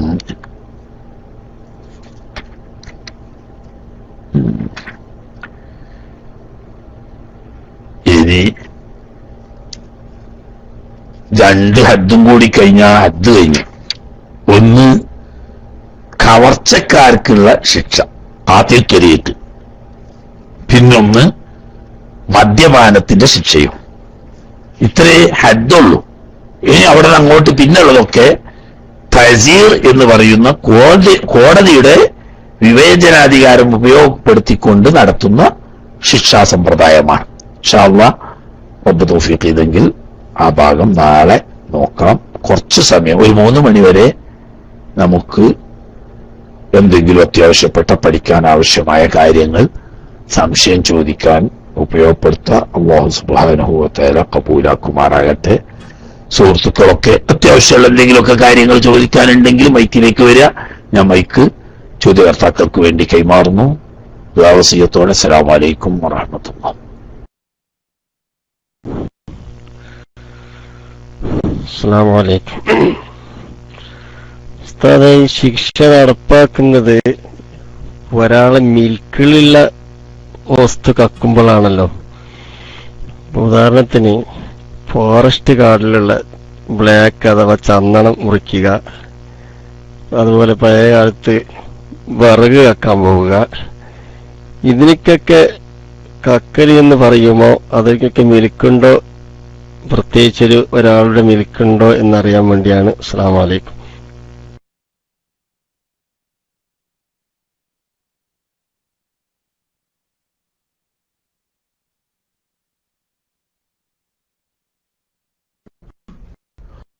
ഒരാളുടെ ഉടമയിലുള്ള തോട്ടത്തിൽ നിന്നിട്ടാണ് മുറിച്ചതെങ്കിൽ അത് മിൽക്കിൽ കൈവച്ചത് തന്നെയാണ്, അതിന്റെ പേരിൽ ശിക്ഷ ഉണ്ടാവും. പ്രത്യേകിച്ച് ഒരാൾക്ക് ഉടമയില്ലാത്ത വസ്തുവാണെങ്കിൽ മവാത്ത്, ഇപ്പൊ ഇതങ്ങനൊന്നും ഉണ്ടോന്നറിയില്ല, നിശ്ചിത ഉടമയില്ലാത്ത മവാത്തിൽ നിന്നാണെങ്കിൽ അതിന് മോഷണം എന്ന് പറയില്ല, അതിന്റെ പേരിൽ ശിക്ഷയുമില്ല.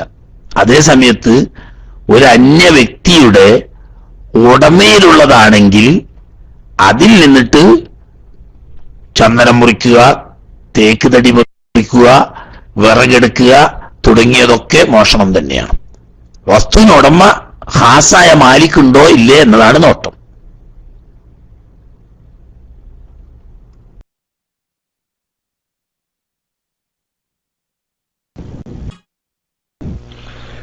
ഹിർസ് മിസ്ലാണല്ലോ ഉസ്താദ് പറയാ. അപ്പൊ ഹിർസുമിന്റെ അത്ര വില കൂടിയ സാധനം ഇപ്പൊ സൂക്ഷിക്കേണ്ട സ്ഥാനത്ത് തന്നെ സൂക്ഷിക്കാതുണ്ട്. ഇപ്പൊ ഉദാഹരണം പറഞ്ഞാല് കാളകളെ കെട്ടുന്ന, അതിപ്പോ ഏകദേശം ഒരു കാളെ സംബന്ധിച്ചിടത്തോളം നല്ലൊരു വിലയാണല്ലോ.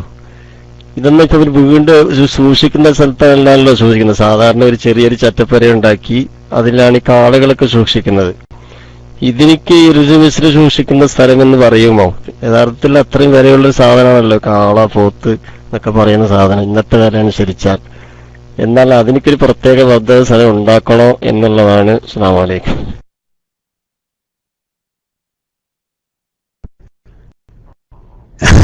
ചോദിക്കാരും ഇല്ലാത്തതുകൊണ്ട് സൂര്യ ഇങ്ങനെ ചോദിച്ചുകൊണ്ടിരിക്കുകയാണ്. ജനങ്ങൾക്കൊക്കെ തിരിഞ്ഞതാണെന്നാ തോന്നുന്നു. ആരും കയ്യോക്കി വന്നിട്ടില്ല. ഇല്ലെങ്കിൽ പെട്ടെന്ന് നിർത്താം നമുക്ക് ഇൻഷാ അല്ലാഹ്. ഓരോ വസ്തുവിനെയും സൂക്ഷിക്കേണ്ടതായ ഹിർസുണ്ട്. സാധനത്തിന്റെ വില മാത്രമല്ല ഇത് നോക്കുക, ഓരോന്നിനെയും സൂക്ഷിക്കേണ്ടതായ ഹിർസുണ്ട്. ആ ഹിർസാണ് പരിഗണിക്കപ്പെടുക. ഉദാഹരണം പറയാം, നിങ്ങളെ ഒരു 2 ഏക്കർ സ്ഥലം ഉണ്ട് കൂട്ടിക്കോളി. ആ സ്ഥലത്ത് ഒരു 10 1-ാം നമ്പർ പീട്ടി മരമുണ്ട്. അതുപോലെ തന്നെ ഒരു 10 നല്ല 1-ാം നമ്പർ തേക്കുണ്ട് കൂട്ടിക്കോളി. കോടികൾ വരെ ഉണ്ടാവും ഇപ്പൊ അതിന്. എന്ന് വെച്ചിട്ട് ഇനിയിപ്പോ എന്താ കിട്ടുക? അതിന് വെയില് കെട്ടിയാണെങ്കിൽ വെയില് കെട്ടിയാൽ മതി, അല്ല മതിലുള്ള സ്ഥലത്താണെങ്കിൽ ആ മതില് മതി. ഇനി അതിനല്ലാതെ ഇനി അതിന്റെ അപ്പുറത്ത് കോൺക്രീറ്റ് മതിലുണ്ടാക്കി കോട്ട കെട്ടിയിട്ട് നിർത്താൻ കഴിയുമോ? ഇല്ലല്ല. ഓരോന്നിനും അതാതിൻ്റെതായ ഹെറുസാണ്. നാക്കാലികളെ കെട്ടാൻ ആടുകളെ കൂട്ടാൻ കൂടാണ് ഉണ്ടാകുക, കന്നുകാലികളെ കെട്ടാൻ ആലയാണ് ഉണ്ടാകുക.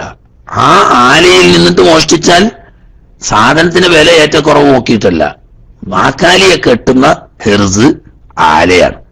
ആ ആലയിൽ നിന്ന് മോഷ്ടിച്ചാൽ ഹെർസിൽ നിന്നിട്ട് മോഷ്ടിച്ചു എന്ന് തന്നെ വരും. ഓരോന്നിനും ലായിക്കായ അനുയോജ്യമായ സൂക്ഷിപ്പ് സ്ഥലങ്ങളുണ്ട്. ആ സ്ഥലങ്ങളിൽ നിന്നിട്ട് മോഷ്ടിക്കുമ്പോഴേ ഹെർസിൽ നിന്നിട്ട് എന്ന് പറയാൻ കഴിയുള്ളൂ.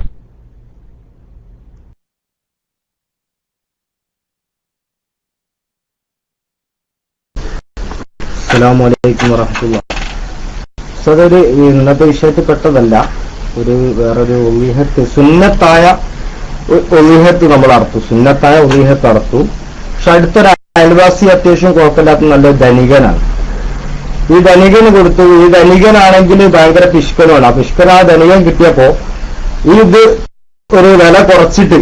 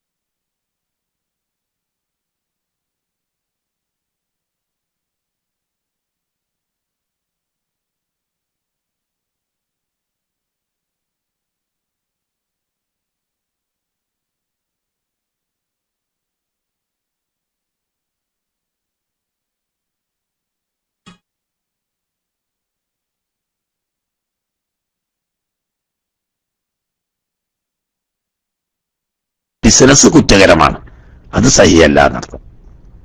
കാരണം ഇവിടെ സദഖത്തല്ല, ഹദിയായിട്ടാണ് കൊടുത്തത്. ഹദിയായിട്ട് കൊടുത്തത് ഇബാഹത്തിന്റെ സ്ഥാനത്താണ്. ഇബാഹത്ത് എന്ന് പറഞ്ഞാൽ അത് ഉപയോഗിക്കാൻ അനുവാദമുണ്ട് എന്നല്ലാതെ മറ്റ് ക്രയവിക്രയങ്ങൾ ചെയ്യാൻ പാടില്ല, വിൽക്കുക പോലെയുള്ള കാര്യങ്ങൾക്ക് പാടില്ല എന്നാണ്. അത് ചെയ്താൽ അത് സഹിയല്ല. എന്നാൽ ഈ അർത്ഥ ആള് നിയമപരമായതല്ലാതെ ഒന്നും ചെയ്യാത്തത് കൊണ്ട് അയാൾക്ക് അതുകൊണ്ട് കുഴപ്പമൊന്നുമില്ല. ഓക്കെ.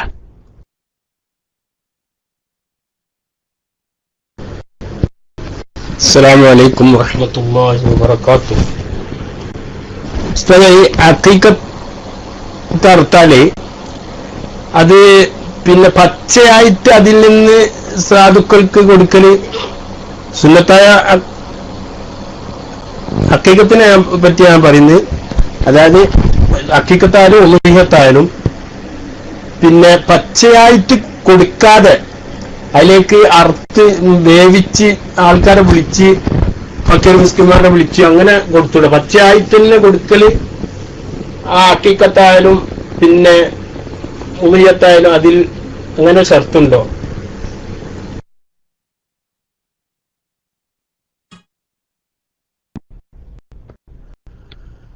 അത് രണ്ടും തമ്മിൽ കുറഞ്ഞ വ്യത്യാസമുണ്ട്.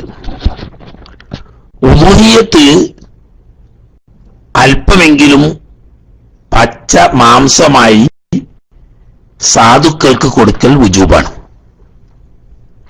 കുറച്ചെങ്കിലും പച്ച മാംസമായി സാധുക്കൾക്ക് സദഖയായി കൊടുക്കൽ നിർബന്ധമാണ് ഉദുഹിയത്തിൽ. എന്നാൽ അഖീഖത്തിൽ പച്ച മാംസമായി കൊടുക്കൽ നിർബന്ധമില്ല. വേവിച്ചുകൊണ്ട് തന്നെ, മുഴുവനായും വേവിച്ചുകൊണ്ട് തന്നെ കൊടുക്കാം. അത് ഏറ്റവും നല്ലത് വേവിച്ചുകൊണ്ട് പാവപ്പെട്ട ആളുകൾക്ക് അങ്ങോട്ട് കൊടുത്തയക്കുന്നതാണ് ഏറ്റവും ഉത്തമം. ഇനി അവരെ ഇങ്ങോട്ട് ക്ഷണിച്ചു വരുത്തി കൊടുത്താലും വിരോധമല്ല. അപ്പൊ രണ്ടും ഒരു വിധിയല്ല. ഉദൂഹിയത്തിന്റെ അവിടെ പച്ച മാംസമായി പാവപ്പെട്ട ആളുകൾക്ക് കുറച്ചെങ്കിലും കൊടുക്കൽ വുജൂബാണ്. അക്കീഖത്തിന്റെ അവിടെ അങ്ങനെയില്ല, മുഴുവനായും വേവിച്ചു കൊണ്ട് കൊടുത്താലും മതിയാകും.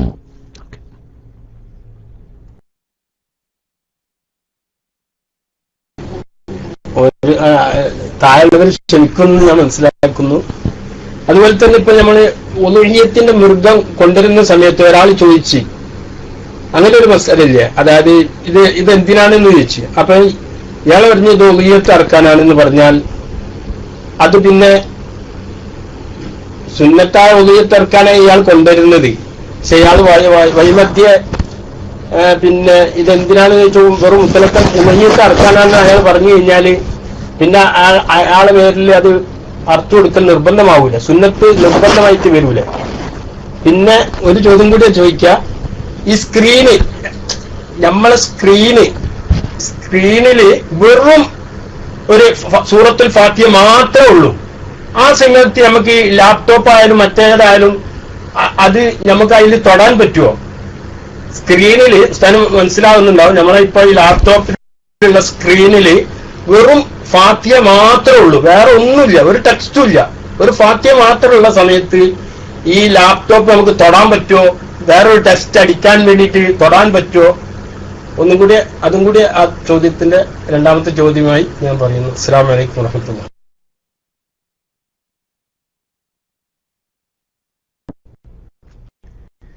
വഅലൈക്കും അസ്സലാം. ടെസ്റ്റ് അടിക്കാൻ വേണ്ടി സ്ക്രീനിൽ തൊടേണ്ട ആവശ്യമില്ലല്ലോ.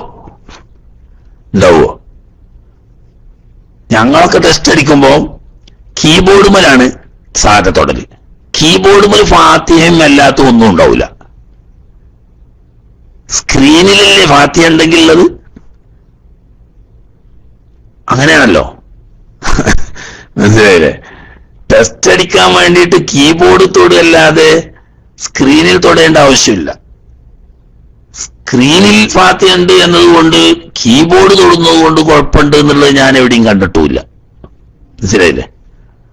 പിന്നെ മറ്റേത് ഇനിയിപ്പോ പറയേണ്ട ആവശ്യമില്ല. അതിന് മാത്രം ആവർത്തന വിരസമാവുന്ന നിലക്ക് പറഞ്ഞു കഴിഞ്ഞ വിഷയമാണ് ഉദൂഹിയത്ത് അല്ലെങ്കിൽ അക്കീഖത്തൊക്കെ അറുക്കാൻ വേണ്ടി കൊണ്ടുവരുന്ന മൃഗത്തെ തയ്യീൻ ചെയ്താൽ ഉജൂബാകുമെന്നും അങ്ങനെ തയ്യീൻ വരാത്ത നിലക്ക്, ഉജൂബ് വരാത്ത നിലക്ക് കാര്യങ്ങൾ പറയണമെങ്കിൽ അതിന് സുന്നത്തായ ഉദൂഹിയത്ത് അറുക്കാനുള്ളതാണ് അല്ലെങ്കിൽ സുന്നത്തായ അക്കീഖത്ത് അറുക്കാനുള്ളതാണ് എന്ന് പറയുകയാണ് വേണ്ടത് എന്നൊക്കെ പല പ്രാവശ്യമായിട്ട് ആവർത്തിച്ച് പറഞ്ഞു പോയ വിഷയമായതുകൊണ്ട് അത് ഇനിയും ഒരിക്കൽ കൂടി ആവർത്തിക്കണം എന്ന് തോന്നുന്നില്ല. ഓക്കെ.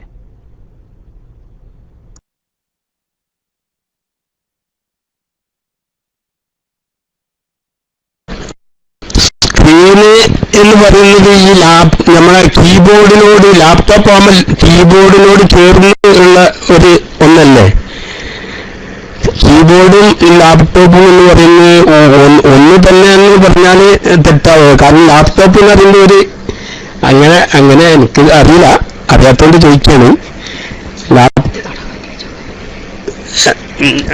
അപ്പൊ അങ്ങനെ രണ്ടും കൂടി ഒരുമിച്ചുള്ളൊരു ഒന്നാണല്ലോ പിന്നെ ലാപ്ടോപ്പ് എന്ന് പറയുന്നത്.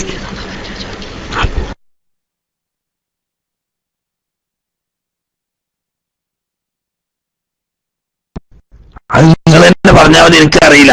ഓക്കെ.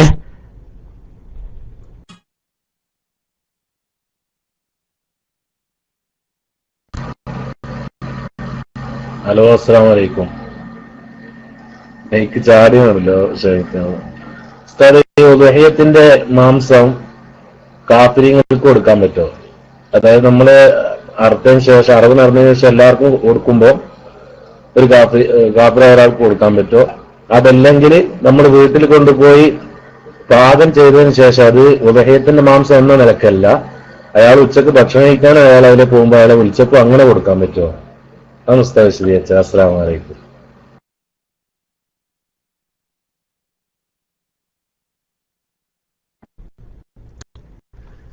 രണ്ടും പറ്റൂല, ഹറാമാ.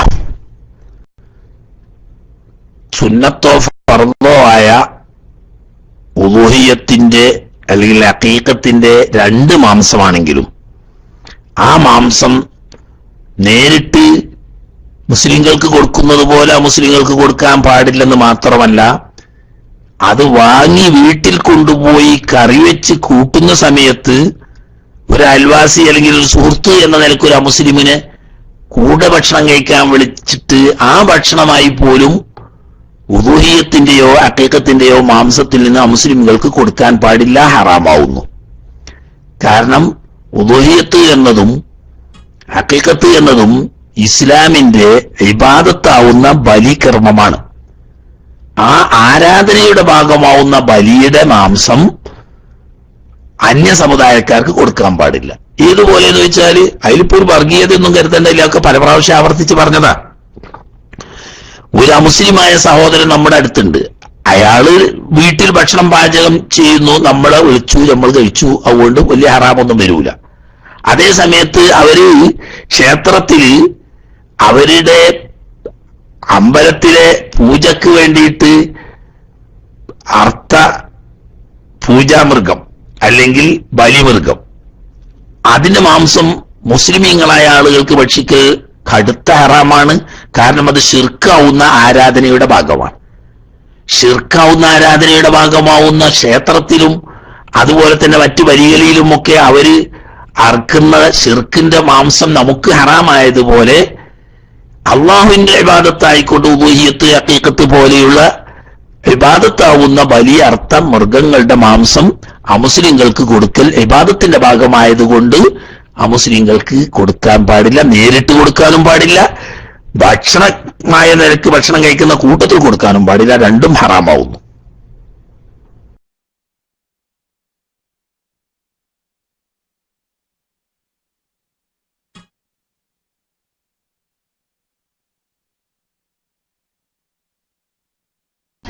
ഹലോ, അസ്സലാമു അലൈക്കും വറഹ്മത്തുള്ളാഹി. എടുക്കാത്തതുകൊണ്ട് ഇനി സമയം കളയണ്ടെന്ന് വിചാരിച്ച ഉസ്താദെ ഞാൻ എടുത്താണ് വിട്ടത്. അപ്പോ ഉസ്താദ് എന്റെ സംശയം എന്താണെന്ന് വെച്ച് കഴിഞ്ഞാല് ചൂടാവുന്ന അറിയില്ല, കാരണം എനിക്ക് വളരെ ഒരു കളവ് പറയുന്നതിനെ കുറിച്ചുള്ള ഒരു സംശയമാണ്. ഉസ്താദ്, ഞാൻ സത്യത്തിന് നമുക്ക് കളവ് പറയാൻ പറ്റുമെന്നാണ് എന്റെ ചോദ്യത്തിന്റെ സാരം വരുന്നത്. അതായത് എന്റെ ചോദ്യം മുഴുവൻ കേൾക്കേണ്ടി വരും. അതായത് ഞാൻ ജോലി ചെയ്യുന്ന ഗസ്റ്റ് ഹൗസിലാണ്, ഞാൻ പലപ്പോഴും പറഞ്ഞിട്ടുള്ളതാണ്. അവിടെ എന്റെ തൊട്ടപ്പുറത്ത് മറ്റു രണ്ട് ഡ്രൈവർമാരുണ്ട്. ഉണ്ടായ സംഭവം പറയാണ്, വേറെ ഉദാഹരണം പറയാനൊന്നും എനിക്കറിയില്ല. അപ്പൊ ഞാൻ ചായയും കായും വെച്ചു കൊടുക്കുമ്പോൾ അറിയാനുള്ള ഇടയ്ക്കൊക്കെ എനിക്ക് എന്തെങ്കിലുമൊക്കെ സന്തോഷത്തിന് ഇപ്പൊ 50 രൂപ 100 രൂപയൊക്കെ തരും. അത് ക്ലിയറില്ലേ? ക്ലിയറില്ലേ? ഉണ്ടാവുമല്ലോ. ക്ലിയറില്ല ഇല്ലെങ്കിൽ ഞാൻ മൈക്ക് യൂസ് ചെയ്യാം, രണ്ടാമത് എടുക്കാം. ഓക്കെ ഓക്കെ, ഞാൻ രണ്ടാമത്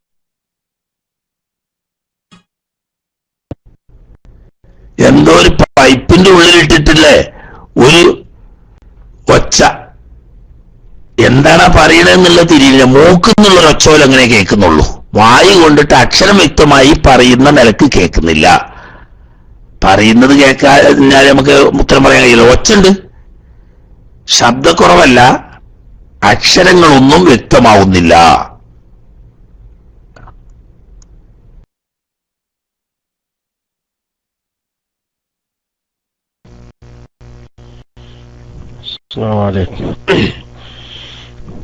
വിഷയത്തിൽപ്പെട്ടതായിരിക്കും. പുഴയിലുള്ള മണല്, മുമ്പത് വേറൊരു വിഷയമായിട്ട് ബന്ധപ്പെട്ട് ഞാൻ ചോദിച്ചിട്ടുണ്ട്. പുഴയിലെ മണല് മിൽക്കില്ല മുമ്പ് എന്റെ ഒരു ചോദ്യത്തിന് പറഞ്ഞിരുന്നു. അതിപ്പോ എടുത്ത് നമ്മളൊക്കെ വീട്ടിനോ മറ്റു ആവശ്യത്തിന് ചോദിക്കുകയാണെങ്കിൽ അവർ നല്ലൊരു കാശ് മേടിച്ചിട്ടാണ് ഞങ്ങൾക്ക് തരുന്നത്. അത് അവർ വണ്ടി വാടക അടക്കം മണല് വില പറഞ്ഞിട്ട് അടക്കം മേടിക്കുന്നുണ്ട്. എന്നാൽ ഇവർ ആ കാശ് മേടിക്കുന്നത് ഹറാമാകുമോ, ഞങ്ങളങ്ങ് ഹറാമിനാണ് സഹായിക്കുന്നത് എന്നതിൽ വരുമോ എന്നുള്ളതാണ്. അസ്സലാമു അലൈക്കും.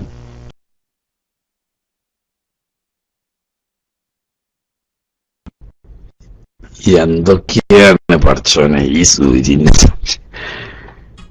പുഴയില് മണല് ഉടമില്ല എന്ന് അറിഞ്ഞിട്ട് ആ പുഴയിൽ നിങ്ങൾക്ക് പോയി വാരാന്നല്ലാതെ പുഴയിൽ പോയി കഷ്ടപ്പെട്ട് വെള്ളത്തിൽ മുങ്ങി വാരി തെളിയിലിട്ട് കൊണ്ടുവന്ന് അത് നിങ്ങൾക്ക് എത്തിച്ചു തരുമ്പോൾ ഒരാള് മുബാഹായിരിക്കുന്ന എന്ന് പറഞ്ഞാൽ പ്രത്യേകം ഖാസായ മിൽക്കില്ലാത്ത ഒരു വസ്തു ഒരാള് കൈവശപ്പെടുത്തി എടുത്താൽ അയാളുടെ മിൽക്കായി. അയാളുടെ മിൽക്കിൽ വന്നാൽ പിന്നെ അയാൾ വിൽക്കൂലേ? ഈ രണ്ടും ഒരുപോലെ മനസ്സിലാക്കണ എന്താ നിങ്ങള്?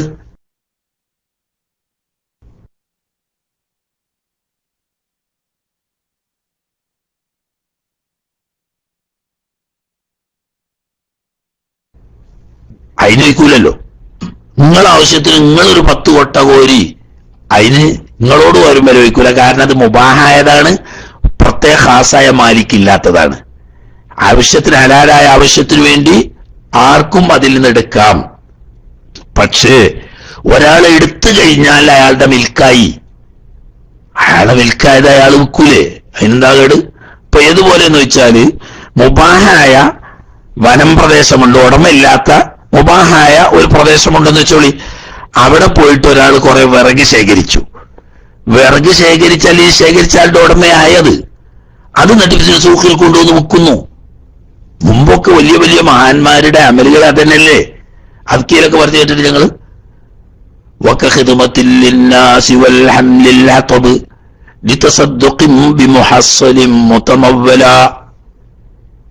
കാട്ടിൽ പോയിട്ട് വിറകെടുത്ത് കൊണ്ടുവന്ന് സൂക്ക് കൊണ്ടുപോയി വിറ്റ് ആ കിട്ടുന്ന കാശ് കൊണ്ട് ജീവിതാവശ്യത്തിന് ഉപയോഗിക്കുകയും ബാക്കി വരുന്നത് സദഖ ചെയ്യുകയും ചെയ്യുക എന്നത് മഹാന്മാരായ ഔലിയാക്കന്മാരുടെ തരീഖിൽപ്പെട്ടതാണ്. എന്നതുപോലെ തന്നെയാണ് ഹബീബെ മാലിക്കില്ലാത്ത ആമായ വസ്തുക്കള് എല്ലാവർക്കും മുബാഹാണ്. പക്ഷെ ഒരാളത് തന്റെ ആവശ്യത്തിന് വേണ്ടി എടുത്തു കഴിഞ്ഞാൽ അയാളുടെ മിൽക്കായത് പിന്നെ അയാൾക്ക് വിറ്റൂടാ എന്താ?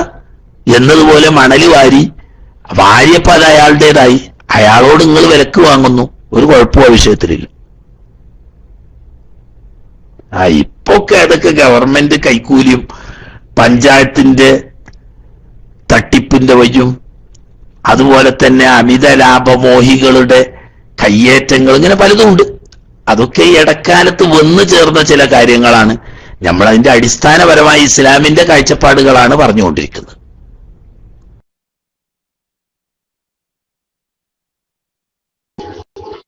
അസ്സലാമു അലൈക്കും വറഹ്മത്തുള്ളാഹി. എന്റെ ശബ്ദം ഇപ്പോൾ ക്ലിയർ ആണോ എന്ന് എനിക്കറിയില്ല. ക്ലിയർ ആണോ? എന്റെ ശബ്ദം ക്ലിയർ ആണോ? അടുത്തടുത്തൊക്കെ ക്ലിയർ അല്ലായിരുന്നു. ക്ലിയർ ആണെങ്കിൽ അടിച്ചാൽ ഖൈറായിരുന്നു. ഓക്കെ, അൽഹംദുലില്ലാ. അപ്പൊ ഉസ്താദ്, ഞാൻ ചോദിച്ചത്, അതായത് എന്റെ ചോദ്യത്തിന്റെ സാറ് അവസാനം പറയുന്നത് ചില സന്ദർഭങ്ങളിൽ നമുക്ക് അത്യാവശ്യം വന്നാൽ കളവ് പറയാൻ പറ്റും എന്നുള്ളതാണ്. അതായത് ചോദ്യം ഞാൻ പറയാം. എന്റെ ജോലിയുമായി സംബന്ധിച്ചൊരു പ്രശ്നമാണ്. അതായത് ഞാൻ ജോലി ചെയ്യുന്നത് ഗസ്റ്റ് ഹൗസിൽ ചായം കായ ഉണ്ടാക്കിയെടുക്കലാണ്. അപ്പോ അവരെന്തെങ്കിലും സന്തോഷത്തിന് വേണ്ടി നമുക്ക് ചിലപ്പോ 50 രൂപയായാലും 100 രൂപയാലും ഒക്കെ അവര് തരാറുണ്ട്. അപ്പൊ അത്തരത്തെ എന്റെ റൂമിൽ താമസിക്കുന്ന അവര് നമ്മളോട് ചോദിക്കാറുണ്ട്, അവരെന്തെങ്കിലും തന്നോ? അപ്പൊ അത് അവരോട് പറയും നിർബന്ധമാണ്. അവർ പിന്നെ അടക്കിട്ട് നമ്മളോട് അള്ളാഹിട്ടെന്ന് പറയും, അങ്ങനെ എങ്ങനെയാണൊക്കെ നമ്മളോട് ചോദിക്കാറുണ്ട്. അപ്പൊ നമ്മൾ അവരോട് അങ്ങനെ പറയേണ്ട ആവശ്യമുണ്ടോ? സത്യം പറയണോ എന്നാണ് ചോദിക്കുന്നത്. സത്യം പറഞ്ഞാൽ ചിലപ്പോൾ അവർക്ക് എല്ലാം തരുമ്പോ അവർക്ക് വിഷമം ഉണ്ടാവുന്ന ഒരവസ്ഥ വരും. അതുകൊണ്ടാണ് ഞാൻ ചോദിക്കുന്നത്. മനസ്സിലായിട്ടുണ്ടാവും എന്ന് വിചാരിക്കുന്നു. അല്ലെങ്കിൽ ഇൻഷാ അല്ലാഹ് പിന്നീട് ചോദിക്കാം. അസ്സലാമു അലൈക്കും വറഹ്മത്തുള്ളാഹി തആല വബറകാതുഹു.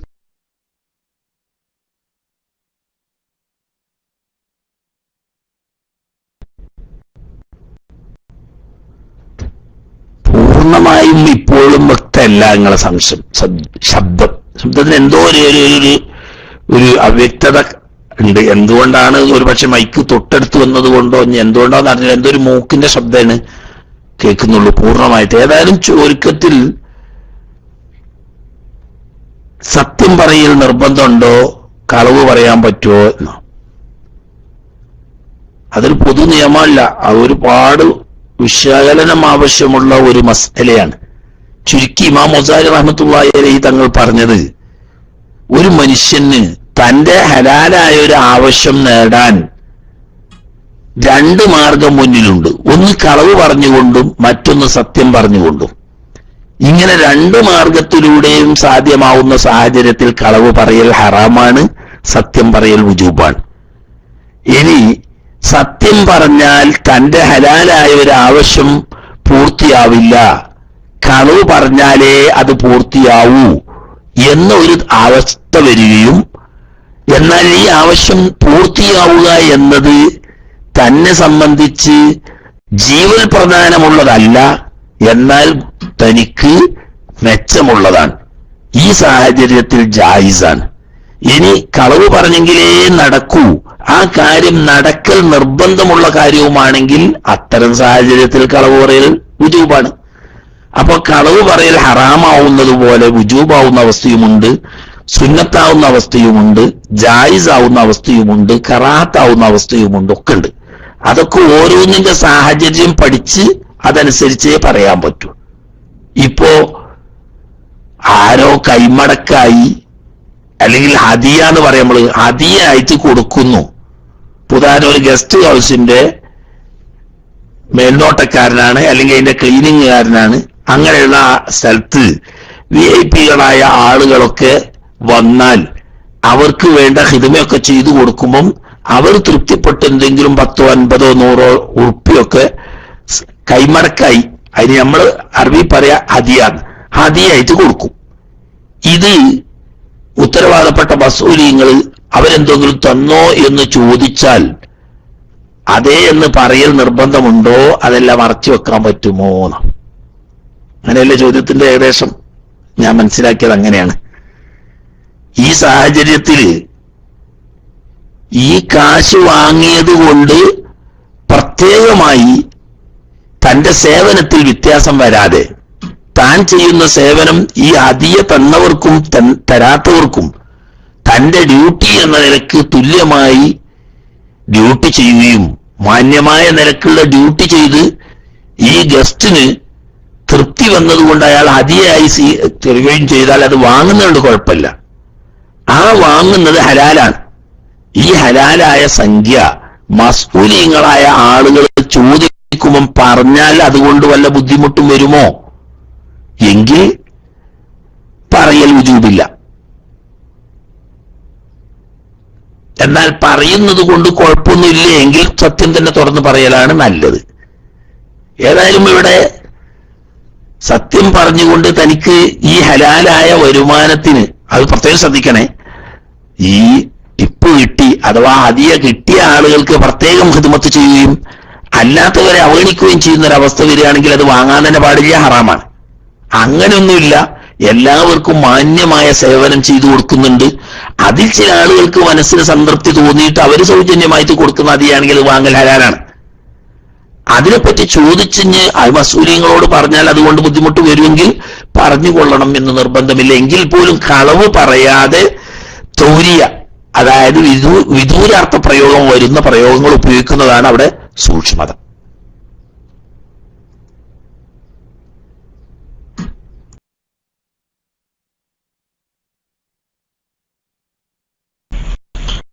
അസ്സലാമു അലൈക്കും വറഹ്മത്തുള്ളാഹി വബറകാതുഹു. ശബ്ദം കേൾക്കാമോ?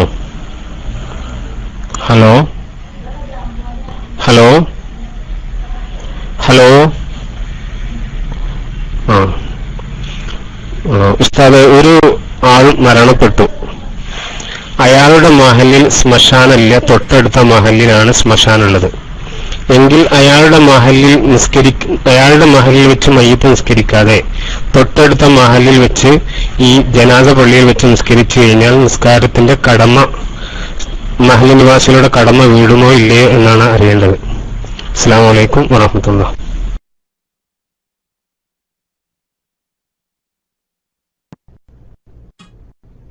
വലൈക്കും അസ്സലാം. അതായത് തൊട്ടനാടെന്ന് പറയുമ്പം പേരിനെന്തോ സാങ്കേതികമായി മഹല്ല് വേർതിരിയുന്നുണ്ടെങ്കിൽ പോലും പരസ്പരം പോക്കുവരവുകളും വസ്തുക്കൾ വായ്പയും കടവും കൈമാറ്റം ചെയ്യലും തുടങ്ങിയ കാര്യങ്ങളൊക്കെ നടക്കുന്നത് പോലെയുള്ള സമീപത്താണെങ്കിൽ ഒരു നാടിന്റെ വിധി തന്നെയാണ്.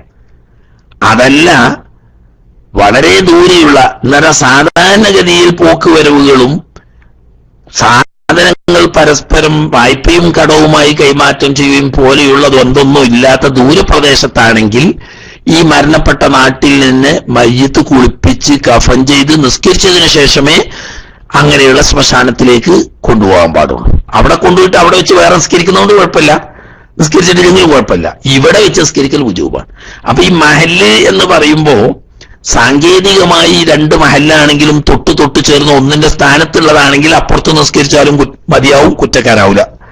അതല്ല, ദൂരെയുള്ള മഹല്ലുകളാണ്, ഒന്നൊന്നിൽ നിന്നിട്ടും പരസ്പരം പോക്കുവരവുകൾ വായ്പ കടം കൈമാറ്റങ്ങൾ പോലത്തതൊന്നും ഇല്ലാത്ത നിലക്കുള്ള ദൂരത്തുള്ള മഹല്ലത്തിലേക്ക് കൊണ്ടുപോവുകയാണെങ്കിൽ മരിച്ച മഹല്ലിൽ നിന്ന് തന്നെ മയ്യത്ത് നിസ്കരിക്കുകയും കഫൻ ചെയ്യുകയും കുളിപ്പിക്കുകയും ഒക്കെ ചെയ്യണം. എന്നിട്ട് മറമാടാൻ വേണ്ടിയിട്ട് ശ്മശാനമുള്ള സ്ഥലത്തേക്ക് കൊണ്ടുപോകാൻ പാടുള്ളൂ.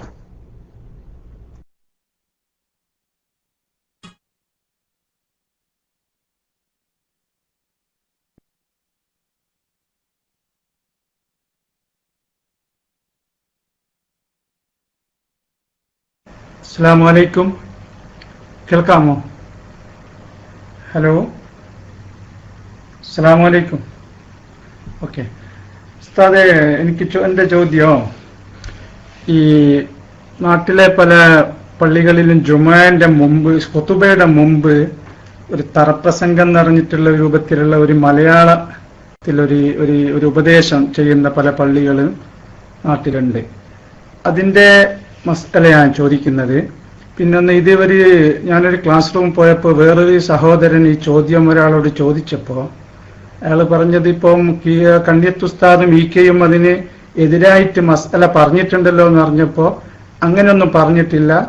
അത് ഈ പറയുന്ന ആൾക്കാരുടെ സംഘടനപ്പെട്ട ആൾക്കാർ വയനാട്ടിലേതോ പള്ളിയിൽ വെച്ച് നടത്തുന്നുണ്ട് എന്നും പറഞ്ഞിട്ടാണ് അത് ആ ഒരു വിഷയം വെച്ചത്. അപ്പോ ഇതിന്റെ ശരിയായിട്ടുള്ള ഇസ്ലാമിക വീക്ഷണം എന്താണെന്നാണ് എൻ്റെ ചോദ്യം. അസ്സലാമു അലൈക്കും.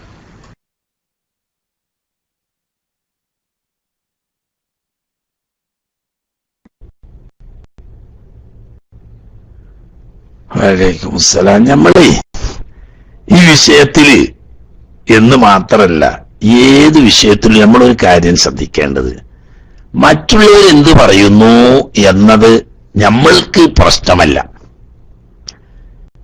ഇസ്ലാമിന്റെ കാഴ്ചപ്പാട് വെള്ളിയാഴ്ച ദിവസം ജുമഅക്ക് മുമ്പ് ഒരുമിച്ച് കൂടിയിരുന്നു കൊണ്ട് ക്ലാസ് നടത്തുക, പ്രഭാഷണങ്ങൾ നടത്തുക, ഇൽമിന്റെ മജ്ലിസ് സംഘടിപ്പിക്കുക എന്നത് മഹാനായ മുഹമ്മദുർ റസൂലുള്ളാഹി സ്വല്ലല്ലാഹു അലൈഹി വസല്ലമ തങ്ങൾ വ്യക്തമായി വിരോധിച്ചുകൊണ്ട് സഹീഹായ ഹദീസ് സ്ഥിരപ്പെട്ടിട്ടുണ്ട്.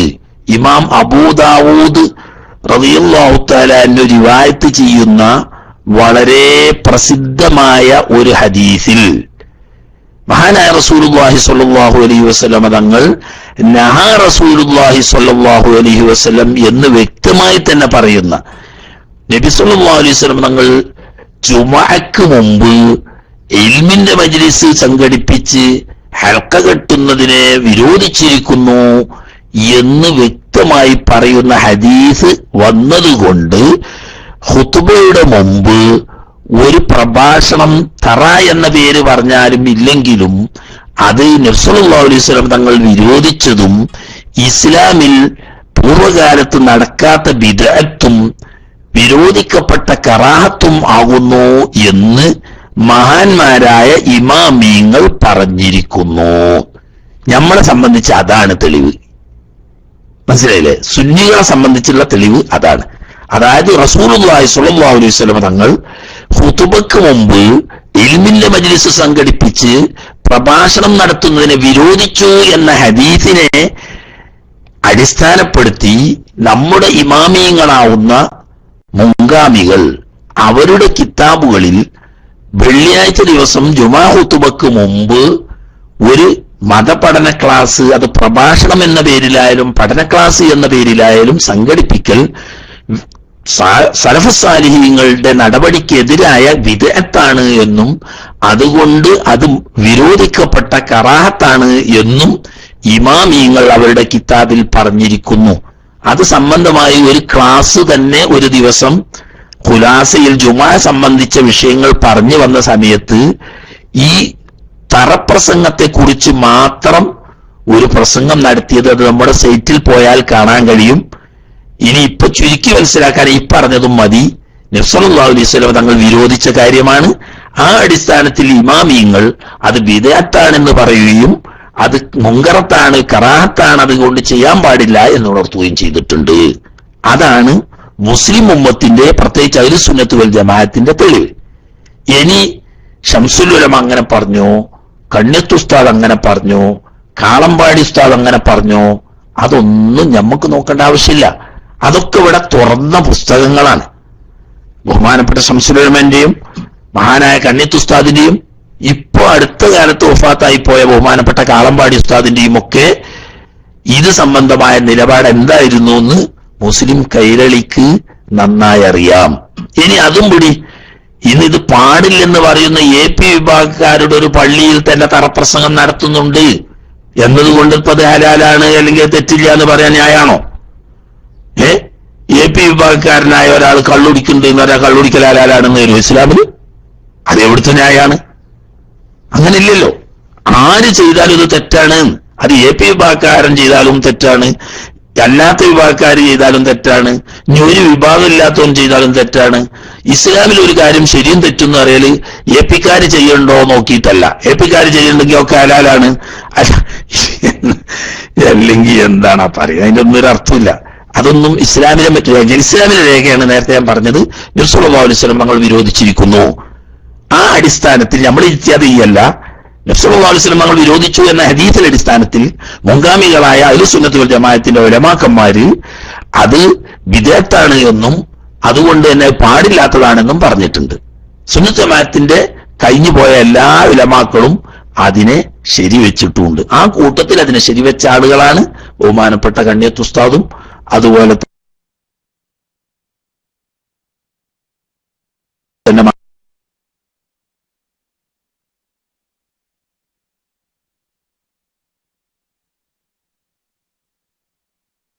മഹാനായ എന്ന് മാത്രം.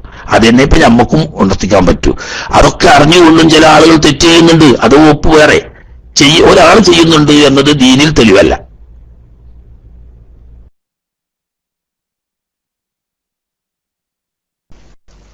അസ്സലാമു അലൈക്കും വറഹ്മത്തുള്ളാഹി വബറകാതുഹു. ഞാൻ DCI പോയതാട്ടോ, അതാണ് ഇപ്പൊ താഴത്തുനിന്ന് മുകൾക്ക് ചാടിയത്.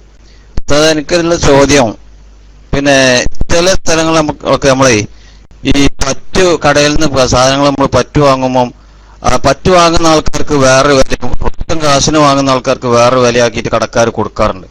കാരണം പറ്റു വാങ്ങുന്ന അപ്പം കാശ് കൊടുക്കാറില്ല, ബുക്കിൽ എഴുതിച്ച് പോരലാണല്ലോ. എന്നിട്ട് പിന്നെ മാസാവസാനം പിന്നെ നമ്മളെ ഗൾഫിൽ നിന്ന് പൈസ വെക്കുമ്പോൾ പൈസ കിട്ടിയിട്ടാണ് കൊടുക്കാറുള്ളത്. അപ്പൊ ഇങ്ങനെയുള്ള ആൾക്കാർക്ക് കടക്കാര് പറ്റു വാങ്ങുന്ന ആൾക്കാർക്ക് വില ഒരു കൂടുതലും, റൊക്കം കാശ് കൊടുത്ത് വാങ്ങുന്നവർക്ക് വേറെ നിലക്കും. അങ്ങനെ കച്ചവടം ഹലാലാവോ? അതിന്റെ വിധി എന്താണെന്ന് അറിയാൻ വേണ്ടിയിട്ടാണ് ഞാൻ മൈക്കിലിപ്പോ വന്നത്. ഒരു ചോദ്യം കൂടി ഉണ്ട്, ഇത് കഴിഞ്ഞിട്ട് ഞാൻ ചോദിക്കും ഇൻഷാ അല്ലാഹ്. അസ്സലാമു അലൈക്കും വറഹ്മത്തുള്ളാഹി.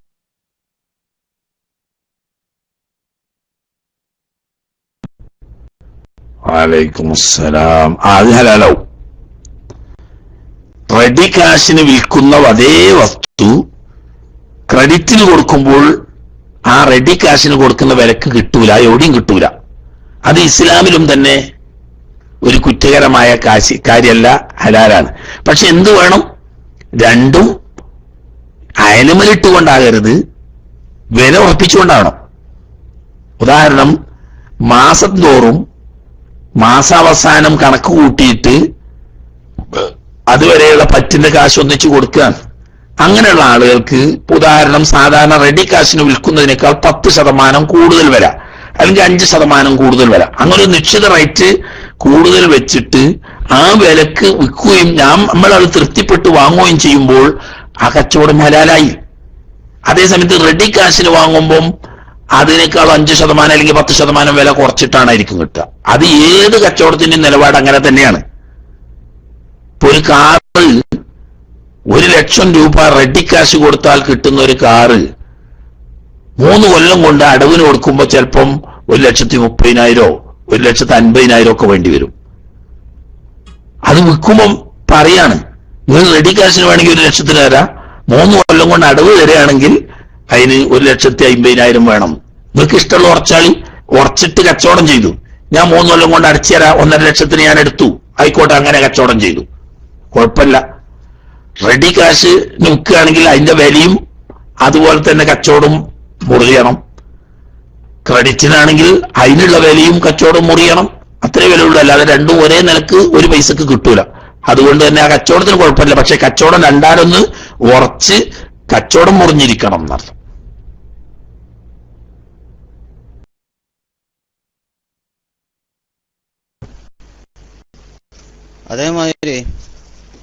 അതേമാതിരി ചോദ്യം, ഒരു ജോലിക്കാരനാണ്, ഓന് പെയിന്റ് അടിക്കണ ജോലിയാണ്. അപ്പൊ ഈ പെയിന്റ് ആവശ്യക്കാർക്ക് പെയിന്റ് വാങ്ങിയിട്ട് അടിച്ചു കൊടുക്കുന്ന ജോലി കരാറെടുക്കുന്ന ആൾക്ക് സക്കാത്ത് നൽകേണ്ടതുണ്ടോ എന്നെ ചോദ്യം. പെയിന്റ് വാങ്ങിയിട്ട് ആവശ്യക്കാർക്ക് പെയിന്റ് അടിച്ചു കൊടുക്കും, അത് കരാറടിസ്ഥാനത്തിൽ ആണ് ചെയ്യുന്നത്, അവന് സക്കാത്ത് ഉണ്ടോ എന്ന്.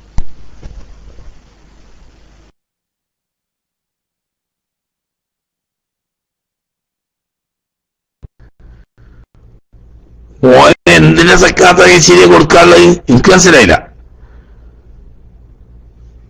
പൈന്റ് വാങ്ങിക്കൊണ്ടുവന്ന് പൈന്റ് അടിച്ചു കൊടുക്കാൻ വേണ്ടിയിട്ട് കരാറെടുക്കുന്നു.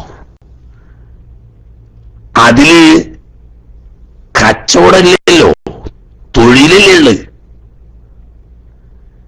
പൈന്റ് അടിച്ചു കൊടുക്കുക എന്ന തൊഴിലാണ്. ആ അടിച്ചു കൊടുക്കാനുള്ള പൈന്റ് അയാൾ വില കൊടുത്ത് വാങ്ങുന്നു എന്ന് മാത്രം, അത് വിൽക്കണില്ലല്ലോ. ആ കൊടുത്ത് വാങ്ങിയ പൈന്റ് മറ്റേയാൾക്ക് വേണ്ടി വാങ്ങിയ പൈന്റാണ്. ഇപ്പം പോയിട്ട് വാങ്ങി കൊണ്ടുവന്ന് പൈന്റ് അടിച്ചു കൊടുക്കുന്നു. അങ്ങനെ പൈന്റിന്റെ പൈസയും ജോലി എടുത്ത പൈസയും കൂടി വാങ്ങുന്നു എന്നല്ലാതെ അവിടെ സക്കാത്ത് കൊടുക്കാൻ എന്താ സാധനം ഉള്ളത്? എന്റെ കാഴ്ചയിലൊത്തുമില്ല. കച്ചവടം നടക്കുന്നുണ്ടെങ്കിൽ അതിന്റെ അർത്ഥം എന്താ? വ്യാപാരം, വാങ്ങുക വിൽക്കുക, വാങ്ങുക വിൽക്കുക എന്ന് പറഞ്ഞ വ്യാപാരം നടക്കുന്നുണ്ടെങ്കിൽ ആ വ്യാപാരത്തിന് സക്കാത്ത് കൊടുക്കേണ്ടി വരും. ഇവനെ അങ്ങനത്തെ ഒരു വ്യാപാരമല്ലല്ലോ നടത്തുന്നത്. ഇവൻ വ്യാപാരം നടക്കുന്ന പീടികയിൽ പോയി ഉപയോഗിക്കാനുള്ള സാധനം വാങ്ങിക്കൊണ്ടുവന്നത് ഉപയോഗിക്കുന്നു. ഈ പണി ചെയ്തു കൊടുക്കാനുള്ള കരാറാണല്ലോ എടുക്കണേ. തൊഴിലിന് സക്കാത്തില്ല. ആ തൊഴിൽ മുഖേന കിട്ടുന്ന വരുമാനം സ്റ്റോക്ക് ചെയ്ത് 1 കൊല്ലം നിന്നാൽ സ്റ്റോക്ക് പണത്തിന്റെ സക്കാത്ത് കൊടുക്കണം. അതല്ലാതെ തൊഴിലാളി വലിയ ശമ്പളം കിട്ടുന്ന തൊഴിലാളിയാണെങ്കിൽ അതിന് ശമ്പളത്തിന്റെ സക്കാത്ത് എന്ന് പറഞ്ഞിട്ടൊന്നുണ്ട് എന്ന് പറയുന്നത് കമ്മ്യൂണിസ്റ്റ് പാർട്ടിയും അവരുടെ ഉപോൽപ്പന്നമാവുന്ന മൗദൂദി പാർട്ടിയാണ്. അത് രണ്ടും ഇസ്ലാമുമായിട്ട് ബന്ധമില്ലാത്തതായതുകൊണ്ട് മുസ്ലിങ്ങളായ നമുക്ക് അതിനെപ്പറ്റി കൂടുതൽ ചിന്തിക്കേണ്ട ആവശ്യമില്ല. ലവി എന്നാണ് അതിനോല് പറയാ. ജമാഅത്ത് പറയാ, കമ്മ്യൂണിസ്റ്റുകാർ പറയും ലവി എന്ന് പറയും. അതിന്റെ മറ്റേ നാണയത്തിന് എങ്ങനെ പുറമാവുന്ന മൗദൂദികൾ പറയും സക്കാത്ത് എന്ന്. രണ്ടു പറഞ്ഞാലും അത് ഇസ്ലാമിക അല്ല, ഓരോ പുതിയ മതത്തിൻ്റെതാണ്.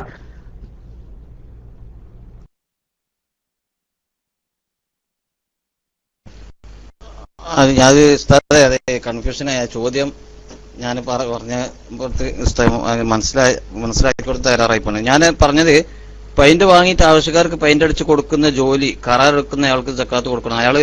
ഇതന്നെ അയാൾ മൊത്തത്തിൽ പെയിന്റ് വാങ്ങാണ്, എന്നിട്ട് ആവശ്യക്കാർക്ക് അനുസരിച്ച് പെയിന്റ് അടിച്ചു കൊടുക്കുക. ഈ ജോലി ഇതൊരു ജോലിയായിട്ട് അയാൾ കാണുന്നുണ്ട്. ഇതാണ് ഉദ്ദേശിച്ചത്.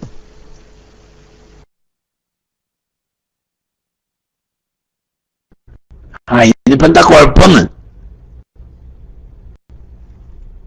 എന്താ ഇനി കുഴപ്പം? ഞാൻ പറഞ്ഞതിൽ തന്നെ ഇപ്പൊ എന്താ കുഴപ്പം? അവിടെ എന്തിന് സക്കാത്ത് കൊടുക്കണമെന്നാ ചോദിച്ചത്? പൈന്റിന് സക്കാത്ത് കൊടുക്കണമെന്നോ? ഞാൻ കണ്ടിട്ടില്ല എവിടെയും പൈന്റിന് സക്കാത്ത് കൊടുക്കുന്നത്. ജോലി ചെയ്തതിന് സക്കാത്ത് കൊടുക്കണോ എവിടെയും കണ്ടിട്ടില്ല. ഇയാൾ കച്ചവടക്കാരനല്ലല്ലോ ചങ്ങാതി. കച്ചവടക്കാരനാണെങ്കിൽ സക്കാത്തുണ്ട്. ഇയാൾ തൊഴിലാളിയല്ലേ?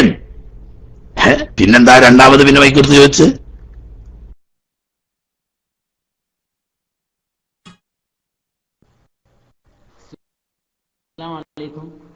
കേൾക്കുന്നുണ്ടോ? ഒന്നാമത്തെ ചോദ്യം, ഹലോ ഉസ്താദെ കേൾക്കുന്നുണ്ടോ? ഒന്നാമത്തെ ചോദ്യം, തറപ്രസംഗം ഉള്ള പള്ളിയിൽ കൂടുന്ന ജുമാ സഹീഹാകുമോ? രണ്ടാമത്തെ ചോദ്യം, ചില പള്ളികളിൽ സബ്ബിഹിസ്മയും ഹല്ലാത്താക്കയും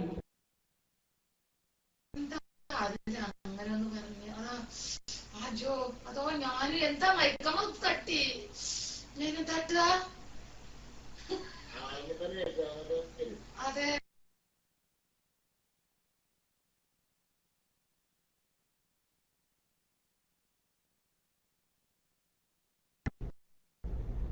അറിയാതെ വയ്ക്കരുത് എന്നതാ രണ്ടാമത്തെ ഒരു മനസ്സിലായില്ലേ? അവർ കൽപ്പിച്ചുവിട്ട് ചെയ്തതല്ല, അബദ്ധത്തിൽ എങ്ങനെ ക്ലിക്കായി പോയതാണ്. മറ്റേയാൾ ചോദിച്ചത് ഞാൻ സമയം കഴിഞ്ഞ് ഇന്ന് തൽക്കാലം നിർത്തുകയാണ്. ഇൻഷാ അല്ലാഹ് നാളെ നമുക്ക് വീണ്ടും തുടരാം. റബ്ബ് തൗഫീഖ് ചെയ്യുമാറാകട്ടെ. ജുമാ തറപ്രസംഗമുള്ള പള്ളിയിൽ ജുമാ സഹിയാവുമോ എന്ന് വെച്ചാൽ ജുമാ ഖുതുബക്ക് കുഴപ്പമില്ല. ഖുതുബ വേറെ തന്നെ ഓതുന്നുണ്ടല്ലോ, ഷർത്തൊക്കെ പാലിച്ചുകൊണ്ട് ഖുതുബ വേറെ തന്നെ ഓതുന്നത് കാരണം ഖുതുബ സഹിയാവും ജുമായും സഹിയാവും. പക്ഷേ ഈ ചെയ്ത കാര്യം നന്നായില്ല. തറപ്രസംഗം എന്ന് പറയുന്ന പ്രവൃത്തി ചെയ്തത് നന്നായില്ല. അത് മുൻഗാമികളായ ഇമാമിങ്ങളൊക്കെ പാടില്ലാത്ത കറാഹത്തായ കാര്യങ്ങളിൽ എണ്ണിയതും നബി സല്ലല്ലാഹു അലൈഹി വസല്ലം തങ്ങൾ വിരോധിച്ചതുമായതുകൊണ്ട് അത് ശരിയില്ല. പക്ഷെ അത് കഴിഞ്ഞതിന് ശേഷം സാധാരണ പോലെ ഖുതുബ അറബിയിൽ ഓതി ജുമാ നിസ്കരിക്കുന്നതുകൊണ്ട് ജുമാ സഹിയാകും, ജുമാക്ക് കുഴപ്പമൊന്നുമില്ല. ഓക്കെ, ഇനി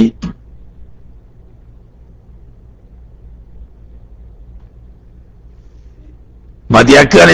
ഇനിയിപ്പോ സമയമില്ലല്ലോ, സമയം 3 മണി വരെ എന്ന് പറഞ്ഞ 3 മണി നല്ലോണായിന്. ഇനി ഇൻഷാ അല്ലാഹ് എന്താണ് അബൂ ഇസ്ഹാഖ് ഇസ്മായിൽ മൗലവി കുറ്റിക്കാട്ടൂർ മരണപ്പെട്ടു. മാഷാ അല്ലാഹ്.